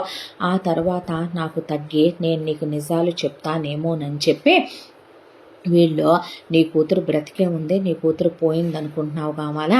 వీడికి కానీ నువ్వు నిజాలు చెప్పావు, నీ కూతురు ప్రాణాలతో ఉండదు, నీ కూతురు బ్రతకదు అని చెప్పి నన్ను బెదిరించారు. పైగా నేను ఇప్పుడు నీకు నిజం చెప్తే నిన్ను కూడా బ్రతకనివ్వమని, వీళ్ళకి ఆస్తి కావాలనే, వీళ్ళకి నీతో ఏ పని లేదని, అసలు నిన్ను తీసుకొచ్చిందే ఆస్తి కోసమనే, అదేదో నీ పేరు మీద ఉంటే నిన్ను పైకి పంపించి ఆ ఆస్తి సొంతం చేసుకొని ఉండేవాళ్ళు. నువ్వు అతి తెలివితేటలు ప్రదర్శించి ఆస్తి మొత్తం నా కూతురు పేరు మీద నువ్వు రాసేసరికి ఇప్పుడు ఆ ఆస్తికి వారసురాలు అది కాబట్టే ఆ ఆస్తి కోసమే ఇదంతా చేయాల్సి వచ్చిందని వీళ్ళు ఓపెన్ అయిపోయి నన్ను బెదిరిస్తున్నారయ్యా. అది ఎక్కడుందో ఏంటో వాళ్ళకి మాత్రమే తెలుసు బాబు అనేసరికి అలా చూస్తూ ఆవిడ్నే, నీ ప్రాణానికి వచ్చిన ముప్పేమీ లేదమ్మా, నేనున్నాను అని చెప్పి ఆవిడ్నే అలా కూర్చోబెట్టి గది లాక్ చేసేసాడు. లాక్ చేసేసి ఆ తర్వాత తాళాలు జేబులో వేసుకొని నువ్వు ఇక్కడే ఉండమ్మా, నేను తిరిగి వస్తే మహాతోనే వస్తాను అని చెప్పి లోపలికి వెళ్ళి గన్ను తీసుకున్నాడు. ప్రతి మనిషిలోనూ నిద్రపోయే పశువు మృగము ఒకటి ఉంటుంది. 3 కాళ్ళ కుందేల్ని ఒక గదిలో పడేసి కొడితేనే తట్టుకోలేదు. అలాంటిదే తన జీవితం నరకం. తను ఒకటే అనుకున్నాడు, ఇన్ని వేల కోట్ల రూపాయల ఆస్తులున్నాయని ఈరోజు వీళ్ళు చెప్తున్నారో, ఒకప్పుడు ఈ ఆస్తి తనకు పిడికెడు ముద్ద పెట్టలేకపోయిందే. తను ఒక 20 రూపాయల ఇడ్లీ తీసుకుంటే ఎవడో వచ్చి ఆ బిల్లు కట్టే తన్నే ఎన్ని విధాలుగా వాడుకోవాలో అన్ని విధాలుగాను వాడేసుకొని తన గుండాల కిల్లర్లా తయారు చేసిపోయాడు. తను పడిన వాటితో పోలిస్తే ఈ ఆస్తి తనకు నథింగ్ అనిపించేసింది ఒక క్షణం. దాంతోనే తను ఆస్తి మొత్తం తన భార్య అయితే కరెక్ట్గా చూసుకుంటుందే, ఎంతోమందికి తన భార్య దిక్కులేని వాళ్ళకి తను తోడవ్వుతే ఆ ఆస్తిని తోడు చేస్తుందే, తనకెటు ఆశ లేదు అనే దాంతోనే తను ఆస్తి మొత్తం భార్య పేరు మీద పెట్టాడు. ఎంతోమంది వర్కర్స్కి జీవనాధారాన్ని కల్పిస్తుంది, ఎంతోమందికి ఉద్యోగాలు వస్తాయి, వ్యాపారాన్ని డెవలప్ చేస్తుందనే వీళ్ళిదంతా కుళ్ళు కుతంత్రాలతో చేశారని తనకి ఎప్పుడైతే తెలిసిందో, తనకి చిన్నప్పటి నుంచి మనుషుల్లో నచ్చందే స్వార్థ బుద్ధి, ద్రోహ బుద్ధి. మనుషులు అవసరాలకి మరొక మనుషుల్ని వాడుకుంటారు, కిడ్నాపులు చేయిస్తారు, ప్రేమల్ని నటిస్తారు, వాళ్ళని వెన్నుపోట్లు పొడుస్తారు, అవసరమైతే ప్రాణాలే తీస్తారు. ఇవన్నీ తను చూసి చూసి పడి పడి ఉన్నాడు కాబట్టే తనకి మనుషులంటే నమ్మకం ఉండదు, తను ఎవరిని నమ్మడు కూడా. అలాంటిదే మళ్ళీ తిరిగి ఇక్కడికే వచ్చి లైఫ్ ఆగింది అనేసరికి తను తీసుకోలేకపోయాడు. వెంటనే గన్ తీసుకునే ముందు కింద రూమ్లో కులుకుతున్న మేనమామలు అని చెప్పుకునే వెధవల దగ్గరికి వెళ్ళి వాళ్ళకి గన్ను నోట్లో పెట్టేసరికి ఏంటి దీపావళి గన్ను తీసుకొచ్చావా, ఏం చేద్దామని అనేసరికి అలా భుజంలోకి కాల్చేసరికి బుల్లెట్ దిగి బ్లడ్ ఒక్కసారిగా బెడ్షీట్ నిండా పడేసరికి పరిగెత్తుకుంటూ ఆడవాళ్ళు లేచి గబగబా బట్టలు కట్టుకొని మగాళ్ళు బట్టలు వేసుకునేసరికి కుక్కల్ని కొట్టినట్టు కొట్టడం అనేది చాలా చిన్న విషయం. అంతకన్నా ఘోరంగా సెంటిమెంట్స్ అంటేనే తెలియని పర్సను ఈశ్వరు. దాంతో ఘోరంగా పడేసే ముసలి ముతక అనే తేడా కూడా చూసుకోకుండా అమ్మమ్మ అంటే నువ్వు అని చెప్పి అమ్మమ్మ తాత అనే ముసల్దాన్ని ముసలోడిని వాళ్ళిద్దరు కొడుకుల్ని వాళ్ళ కొడుకుల పెళ్ళాలని వాళ్ళిద్దరు మనవాళ్ళని వాళ్ళ కోసం వచ్చిన సెటప్పుల్ని కూడా పడేసి బాతే మాకేమీ తెలియదు సార్, మేము బ్రోతల్స్ అనే వాళ్ళు పారిపోయారు. ఆ తర్వాత నా భార్య ఎక్కడుందో మీకు తెలుసు, ఎలా కనపడుతున్నాను నేను నీకు, ఎవరనుకుంటున్నారు అసలు మీరు, నా హిస్టరీ ఏంటో తెలుసా, నేనేంటో తెలుసా, నేను మనిషిగా మారిందే దానివల్ల అని చెప్పి అసలు ఇంకా కాసేపు ఆగితే ప్రాణాలు పోతాయేమో బాడీలో నుంచి అని చెప్పి కాళ్ళ మీద పడిపోతే పదండి తనెక్కడుందో నాకు చూపిద్దురుగానని చెప్పి మిగతా వాళ్ళందరినీ ఒక గదిలో వేసి కట్టిపడేసి ముందు మావయ్యలని చెప్పుకునే ఇద్దరు వెధవల్ని తీసుకొని వెళ్ళేసరికి అక్కడ వెళ్ళగా వెళ్ళగా వెళ్ళగా సిటీ అవుట్కట్స్లో ఒక పాడు పడిపోయిన గోడౌన్ ఉంది. ఆ గోడౌన్లోకి వెళ్ళి అక్కడ కొంతమంది మనుషులుంటే అడ్డులేవమంటే లేచేసరికి అసలు ఘోరమైన స్థితిలో పడిపోయింది అక్కడ మహాదేవి. చూస్తే ఒళ్ళంతా గాయాలు, తల పగిలిపోయి రక్తం, చేతులు కాళ్ళు విరిగిపోయి అతి ఘోరమైన పరిస్థితుల్లో ఆ అమ్మాయిని అలా చూసి చెలించిపోయింది తన హృదయం. అక్కడే ఎవరో ఇంకొక నలుగురున్నారు. ఒక బాగా ముసలాయన, ఒక ముసలమ్మ, ఒక నడివయసు ఆయన, ఒక నడివయసు ఆవిడ ఉండేసరికి నాన్న ధర్మ అని వాళ్ళు పరిగెత్తుకొస్తే అసలు తను ఇప్పుడున్న కండిషన్లో ఎవరిని నమ్మి ఏది అసలు ఇప్పుడు వినే సిచ్యువేషన్లో లేడు. మా కోసం ఇన్నాళ్ళకి వచ్చావయ్యా అన్న అసలు తను వినే పరిస్థితుల్లో లేడు. పరిగెత్తుకుంటూ వెళ్ళి గొలుసులతో కట్టేసిన తన భార్యని విడిపించుకుంటే ఆ అమ్మాయి ఒళ్ళంతా పచ్చగా మారిపోయి నల్లగా కమిలిపోయి ఎలాంటి దారుణమైన దెబ్బల అమ్మాయిని కొట్టారో బాగా అర్థమైంది. ఆ తర్వాత ఆ అమ్మాయిని దగ్గరికి తీసుకొని నేను వచ్చానురా అంటే ఎక్కడో గొంతు ధర్మ ధర్మ అంటూ ఉండగా గబా గబా అమ్మాయికి మంచినీళ్ళు తాగిచ్చాడు. తాగిచ్చే ఆ అమ్మాయిని కాసేపటి తర్వాత మొహం కడిగిచ్చి దగ్గరికి తీసుకొని కూర్చోబెడితే వీళ్ళు మీ నానమ్మ, మీ తాతయ్య, వీళ్ళు మీ అమ్మ నాన్న అనేసరికి అసలు అవేమీ పట్టించుకొని వాళ్ళ వైపు తను చూడను కూడా చూడలేదు. అంతా దాంట్లో వాళ్ళే పరిగెత్తుకుంటూ వచ్చే వాటేసుకొని ఏడ్చేసరికి వీళ్ళని తీసుకొని వెళ్దాంగా, నీకు ముఖ్యమైన విషయం చెప్పాలి అనేసరికి భార్య చెప్పిందంటే ఏదైనా వింటాడు. దాంతోనే వాళ్ళని కూడా విడిపించి ఎక్కండి బండిలో కన్న తర్వాత ఎక్కి ఇంటికి వచ్చాక డాక్టర్ని పిలిపిస్తే ముందు డాక్టర్ వచ్చే అక్కడే ఉన్న వాళ్ళకి ట్రీట్మెంట్ చేసి వాళ్ళతో పాటు మహాదేవికి కూడా ట్రీట్మెంట్ చేసిన తర్వాత తప్పంతా నేను చేశాను, తప్పంతా నాదయ్యా అని చెప్పి ధర్మ వాళ్ళమ్మ వైదేహి కాళ్ళు పట్టుకుంది. ధర్మవే, ఏంటి అసలు ఇదంతా ఏంటండి, అర్థం కావట్లేదు నాకు.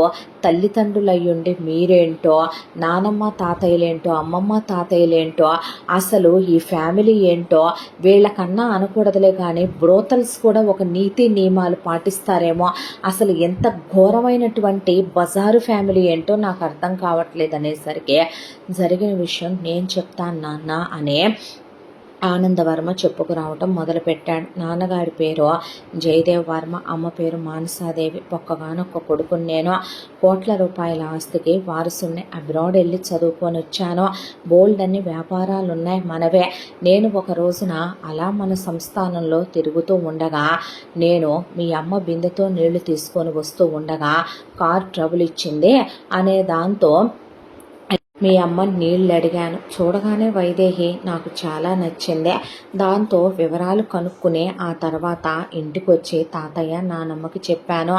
మీ అమ్మ ఒక సామాన్యమైన రైతు కుటుంబంలో ఒక 5 ఎకరాల పొలం ఉన్న వీళ్ళకి 2 కొడుకుల తర్వాత కూతురుగా పుట్టిందే. మేము సంబంధం అడిగామనేసరికి వీళ్ళు చాలా ఆనందపడిపోయారు. ఆ తర్వాత మీ అమ్మని నేను పెళ్లి చేసుకున్నాక నాకెవరున్నారు, మీ అమ్మ ఇంట్లో కోడలిగా కాదు కూతురుగా కలిసిపోయింది నానమ్మ తాతయ్యలతో. ఆ తరువాత నా ప్రపంచమే మీ అమ్మ అయిపోయిందే. నేను మీ అమ్మ తన పుట్టింటి వాళ్ళు తక్కువలో ఉంటే ఎక్కడ చూసి బాధపడుద్దో అనే దాంతో మనకి 1000 ఎకరాల పొలాలున్నాయి. దాంతోనే మీ తాతయ్య అమ్మమ్మకి నేను ఇల్లు మనకే ఉన్నటువంటి ఒక పెద్ద ఇల్లు ఆ ఊళ్ళో ఉంటే ఆ ఇంట్లో ఉండమనమని, మనకున్న 200 ఎకరాల పొలాన్ని సాగు చేసుకుని దాని మీద వచ్చే పంట మొత్తం వాళ్ళనే తీసుకోమనమని చెప్పి వాళ్ళకి అప్పగించాను. ఆ తర్వాత మా పెళ్ళైన 5 ఏళ్లకి మీ అమ్మ గర్భవతి అయింది. 6 ఏళ్లకి నువ్వు పుట్టావు. మా ఆనందాలకు అవధులు లేవు. మీ అమ్మ పురుటినొప్పులు పడుతున్నా చూడలేక ఇక నువ్వు చాలు వారసుడివి పుట్టావు.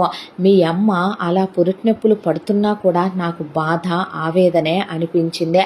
దాంతోనే మీ అమ్మే నా లోకం, మీ అమ్మే నా సర్వస్వం, మీ అమ్మే నా ప్రపంచం, నువ్వున్నావు చాలు ఇంకేం కావాలి అనుకుంటూ హ్యాపీగా బ్రతుకుతూ ఉండగా వీళ్ళు అలా ఇంటికి వచ్చారో. నీకప్పుడు ఒక 9 ఏళ్ల వయసు ఉంటుంది.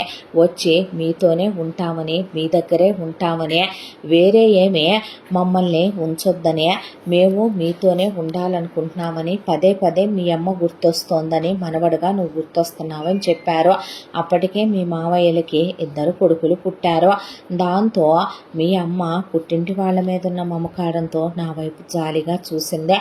మనకున్న ప్యాలెస్ లాంటి ఇంట్లో వాళ్ళుండే 4 గదులే ఇరుక మనకని చెప్పి వచ్చి ఉండమన్నాను. కూతురు మీద ప్రేమను చంపుకోలేక వచ్చారు, చెల్లెల మీద ప్రేమను చంపుకోలేక వచ్చారనే దాంతో వచ్చిన వీళ్ళు అలా ఉంటే అది బాగానే ఉండేదే. మెల్లగా మీ మామయ్య భార్యలో మీ అమ్మ వేసుకునే నగల మీద ఆశపడ్డారు. మా అమ్మ వేసుకునే నగల మీద మీ అమ్మమ్మ ఆశపడిందే. మా నాన్న అనుభవించే దర్జాలు, రాజసం, మన రాజ కుటుంబాల్లో ఉండేటటువంటి ఆ హోదాలు అవి చూసి మీ తాతయ్య ఆశపడ్డాడు. ఆ తర్వాత మరొక వైపున నా మీద మీ మామయ్యలో నా స్థాయి కావాలని, నా అంతస్తు కావాలనే, నా హక్కులు కావాలని ఆశపడ్డారు. నీ స్థానంలోకి వాళ్ళు వెళ్ళాలనుకున్నారు. కరెక్ట్గా అదే సమయానికి అనుకోకుండా తాతయ్య ఒక రోజున ఆఫీసులో ఉన్నప్పుడు ఆస్తంతా నా పేరు మీద రాస్తాను అన్నాడు.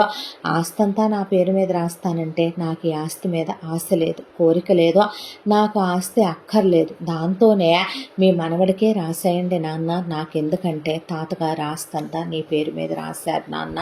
ఆ విషయం వీళ్ళకి తెలియదు. ఆ తర్వాత మేమేమి యాక్సిడెంట్ అవ్వలేదు, మేమేమి ఇంట్లో నుంచి వెళ్ళలేదు, మేమేమి ఆ యాక్సిడెంట్లో చావలేదు. వీళ్ళే ఆస్తంతా వీళ్ళ పరం అవుద్దనుకుంటే ఆ ఆస్తి కాస్త నీ పేరు మీద తాతయ్య పెట్టాడని తెలిసింది. ఇంకా మాతో పనే ఉంది అనే దాంతో మమ్మల్ని పడేసి దారుణంగా కొట్టారు. కొట్టిన తర్వాత ఇక్కడే ఉంటే తెలుస్తుందనే దాంతో మమ్మల్ని అర్ధరాత్రి పూట ఇంట్లో నుంచి తరలించుకు వెళ్ళడం మొదలుపెట్టారు. అలా వీళ్ళు మమ్మల్ని తరలించుకొని తీసుకెళ్ళి మందే పాడుపడిపోయిన గోడౌన్లో పడేశారు. పడేసేసరికి ఇంట్లో ఎవరూ లేరు. నువ్వు ఇంట్లో నుంచి నిద్ర లేచే ఎటు వెళ్తున్నావో తెలియక ఎవరూ కనపడట్లేదని బయటకు వచ్చావంట. బయటకు వచ్చి కొంత దూరం రోడ్డు మీదకి వచ్చి హైవే మీదకి వెళ్ళాక ఎవడో ఒకడు బండితో తప్పతాగి నిన్ను గుద్దేస్తే రక్తపు మడుగులో పడున్న నిన్ను చూసి నువ్వు పోతే పీడ పొద్ద ఆస్తి వస్తుందని వీళ్ళు వదిలేసి ఊరుకున్నారు. కర్మానికి ఏమైందే? అందులో లింక్ పెట్టి రాశాడు తాతయ్య. నీకు 25 సంవత్సరాల వయసు దాటాలి, నీకు పెళ్ళవ్వాలి, అప్పుడే ఆ ఆస్తికి నువ్వు హక్కుదారుడు అవుతావు అనే. దాంతోనే నిన్ను వదిలేసుకున్నందుకు వీళ్ళు చాలా బాధపడ్డారు. అక్కడి నుంచి నిన్నెవరో కాపాడే నువ్వు ఎటెళ్ళావో ఏమయ్యావో తెలియదు. ఆ తర్వాత నీ కోసం కుక్కల్లా ఇన్ని సంవత్సరాలుగా వెతుకుతూనే ఉన్నారు. మమ్మల్ని చిత్రహింసలు పెడుతూనే ఉన్నారు. వీళ్ళకి కోపం, కసి, పగ ఎంత అంటే, ఒకటి, వీళ్ళు మమ్మల్ని అడ్డం పెట్టి నిన్ను లొంగ తీసుకోవాలని. నువ్వు దొరికితే మాత్రం నిన్ను వెధవగా పెంచి, నిన్ను చేతగాని చవటగా పెంచి పెద్ద చేసే నీ చేతే ఆస్తి రాయించుకోవాలనుకున్నారు. నువ్వు దొరకలేదు కాబట్టి ఒకటి మమ్మల్ని అడ్డం పెట్టి, లేదంటే కనుక నీకు మాయ మాటలు చెప్పి ఆస్తి రాయించుకోవాలనుకున్నారు. అనుకోకుండా ఒక రోజున ఎవడో పనికి మాలిన ఎదవ వెళ్తూ నిన్ను చూసి వాడు గుర్తుపట్టే నీ పోలికలు ఫీచర్స్ ఏమీ మారకపోవటంతో నువ్వు బతికే ఉన్నావని వీళ్ళకి చెప్పి, ఆ తర్వాత వీళ్ళు నీ కోసం వచ్చి నీ పేరు మీద కాస్తంతా మాడిపోద్దులే, అవసరమైతే నిన్నే పైలోకానికి పంపించవచ్చు, ఆస్తి మొత్తం దక్కించుకోవచ్చు అని వీళ్ళు అనుకుంటూ ఉండగా అనుకోకుండా నువ్వు ఆస్తి మొత్తం నీ భార్య పేరు మీద రాసావు. ఎప్పుడైతే నువ్వు తన పేరు మీద ఆస్తి పెట్టావో వీళ్ళ ఫోకస్ నీ మీద నుంచే ఆ అమ్మాయి మీదకి మారిపోయింది. ఆ అమ్మాయిని పైకి పంపించేసే, ఆ తర్వాత వాళ్ళ అమ్మని నిన్ను కూడా పైకి పంపించే ఆస్తంతా వీళ్ళు దక్కించుకుందామని ఆశ పెరిగిపోయి అది అత్యాశగా మారిపోయింది వీళ్ళకి. దాంతోనే ఆ అమ్మాయిని చంపేయాలనే నిర్ణయానికి వచ్చారు. సంతకం పెట్టమనమని మా కళ్ళెదురుగా ఎంత దారుణంగా కొట్టారంటే, అమ్మాయి గర్భస్రావం అయిపోయిందయ్యా అనేసరికి అలా చూస్తూ నుంచున్నాడు. ఆ అమ్మాయి చాలాసార్లు మనకు బాగా పుట్టుద్ది, బాగా పుడతాడు అన్నప్పుడు తన ట్రిప్పు తీసుకెళ్ళినప్పుడు ఏమీ వాడకుండా అమ్మాయితో క్లోజ్ అవటం, పుట్టబోయే పిల్లల మీద, పిల్లలంటే చాలా ఇష్టం మహాకే, కావాలనే ఆపుకున్నారు వాళ్ళు లైఫ్ ఎంజాయ్ చేయటం కోసం. అలాంటిది ఎవరో అనామకుల వల్ల తమ బిడ్డ తమకు దూరం అయిపోవటం ఏంటి అనేది ఆ అమ్మాయికి అబోషన్ అయిపోతున్నా వీళ్ళు పట్టించుకోలేదని కడుపులో తన్నారని, ఆ అమ్మాయిని చిత్రహింసలు పెట్టారని, నరకానికి గురి చేశారని, ఆ అమ్మాయిని వేదనకి గురి చేశారని, ఆ అమ్మాయిని పెట్టని హింసలు లేవని వాళ్ళు చెప్పేసరికి అసలు ఎంతకాలంగా వాళ్ళ నాయనమ్మ, తాతయ్య, వాళ్ళ అమ్మ, నాన్న వీళ్ళకి ఏం ద్రోహం చేశారో, పైగా అన్ని వేల కోట్ల రూపాయల ఆస్తి మీద వీళ్ళకి వచ్చేటటువంటి పైన రాబడెంత, ఇన్ని సంవత్సరాలుగా వీళ్ళు తిన్న ఆ రాబడి వీళ్ళకి చాలా, వీళ్ళ అకౌంట్లలో మూలుగుతున్నాయి వీళ్ళకి చాలా. అత్యాశకి హద్దేదే, ఆశ అత్యాశగా మారిపోయే ఇంకా ఇంకా ఇంకా ఎంత కావాలి, గుడి కాదు గుళ్ళో లింగాన్ని కూడా మింగాలనేంత ఆశ పెరిగిపోయింది వీళ్ళల్లో. అసలు వీళ్ళకి బ్రతికే అర్హత ఉందా? కన్న తల్లిని నమ్మాను, తండ్రిని నమ్మాను, అన్నలను నమ్మాను, అన్నల భార్యలు వదినలను నమ్మాను, అన్నల కొడుకుల్ని నా కొడుకులు అనుకున్నాను, ఇంత పని చేస్తారు అనుకోలేదు నేనని మనోవ్యధతో నలిగిపోతోంది ఒకవైపున వైదేహి. సంవత్సరం కాదు, 2 ఏళ్ళు కాదు, కొన్ని సంవత్సరాల పాటు వాళ్ళు కనీసం వెలుతురు కూడా చూడనంత చీకట్లో, నరకంలో వాళ్ళ నుంచి రోజు కొట్టటమే, రోజు హింసలు పెట్టడమే, కుక్కలు కేసినట్టు వాళ్ళకేదో అంత రొట్టె ముక్కలు పడేస్తూ మనిషికి గ్లాసు మంచినీళ్ళు ఇచ్చి అన్నేళ్ళు ఉంచారంటే వాళ్ళని ఏమనాలి, అసలు ఏమనుకోవాలి? దాంతోనే ప్రస్తుతానికి తనేం మాట్లాడలేదు. డాక్టర్ని ఒకసారి పక్కకు రమ్మనమన్నాడు. ఆ తర్వాత డాక్టరు మీకు ట్రీట్మెంట్ చేయాలి, ఇంజెక్షన్స్ ఇవ్వాలని ఆ రోజు రాత్రి వీళ్ళకి ఇంజెక్షన్లు ఇచ్చిందే. ఇచ్చేసరికి అలా పడుకున్న మహా మత్తులోకి వెళ్ళిపోయిందే. ఆ తర్వాత మహా వాళ్ళ అమ్మ ఆ జయదేవ్ వర్మ, మానసాదేవి, వైదేహి, ఆనందవర్మ కూడా మత్తులోకి వెళ్ళిపోయారు. అలా వీళ్ళంతా మత్తులోకి వెళ్ళిపోయి పడుకుండిపోయిన తర్వాత తను లేచి ధర్మ వెళ్ళటమే వాళ్ళ అమ్మమ్మ, తాతయ్యల్ని, మొత్తం వాళ్ళ మావయ్యల పెళ్ళాలని, మావయ్యల కొడుకుల్ని తీసుకొని అక్కడి నుంచి నోటికి ప్లాస్టర్లు వేసి, కాళ్ళు చేతులు కట్టేసి ఒక వెహికల్లో పడేసి వీళ్ళందరినీ గోడౌన్లో ఉంచారో ఆ గోడౌన్ ఆల్రెడీ శిథిలావస్థకు చేరుకుందే. ఆ గోడౌన్లోకి వీళ్ళందరినీ తీసుకెళ్ళి కట్టేసి గొలుసులతో విడిపించుకోకుండా పెట్రోల్ పోసేసే, ఆ తర్వాత గోడౌన్ మీద కూడా పెట్రోల్ పోసి ఆయిల్ క్యాన్లు దొర్లిచ్చేసే, అంటిచ్చేసి అక్కడి నుంచి వచ్చేసాడు. ఆ తర్వాత వీళ్ళంతా ఎక్కడికి వెళ్ళారు అనే 3 రోజుల తర్వాత స్పృహలోకి వచ్చిన మహా అడిగితే ఏమో ఎక్కడికో అబ్రాడ్ వెళ్ళిపోయారని పోలీసులు చెప్పారా అనేసరికి, అదేంటి మేము మొన్నెప్పుడో పడుకుంటే ఇప్పుడు దాకా లేవలేదనేసరికి, అన్ని రోజులు నరకం అనుభవించిన తర్వాత ఆ మాత్రం నిద్రపోరా మనుషులు అనేసేపాటికి ఆ అమ్మాయికి మాత్రం వీళ్ళు కనపడకపోవటం. ఆ తర్వాత కొన్ని రోజులకే గోడౌన్ ఉన్న ప్లేస్ని మొత్తం మొగుడు అంతా కూడా అక్కడ వేరే కన్స్ట్రక్షన్ స్టార్ట్ చేయించాడు. గోడౌన్ తగలబడిపోయింది, భస్మం అయిపోయింది అనేసరికి, ఆ అమ్మాయి గోడౌన్ ఎలా తగలబడిపోయింది ధర్మ అనేసరికి, తగలబడిపోయిందంతే, ఎలా తగలబడిపోయేదేముందే, అది పాతకాలాందే, షార్ట్ సర్క్యూట్ అయిందని చెప్తున్నారుగా కరెంటు అనేసరికి, ఆ అమ్మాయికి మొగుడు ఏం చేశాడో అర్థమైందే. నిజమే, దేవుడు మారతాడు. అలా అని ఆ మారినటువంటి దేవుణ్ణి దేవుళ్ళ కొందరు మనుషులు ఉండనివ్వరో, మళ్ళీ ఆయనలోంచి ఉగ్రస్వరూపాన్ని మేల్కొల్పుతారో.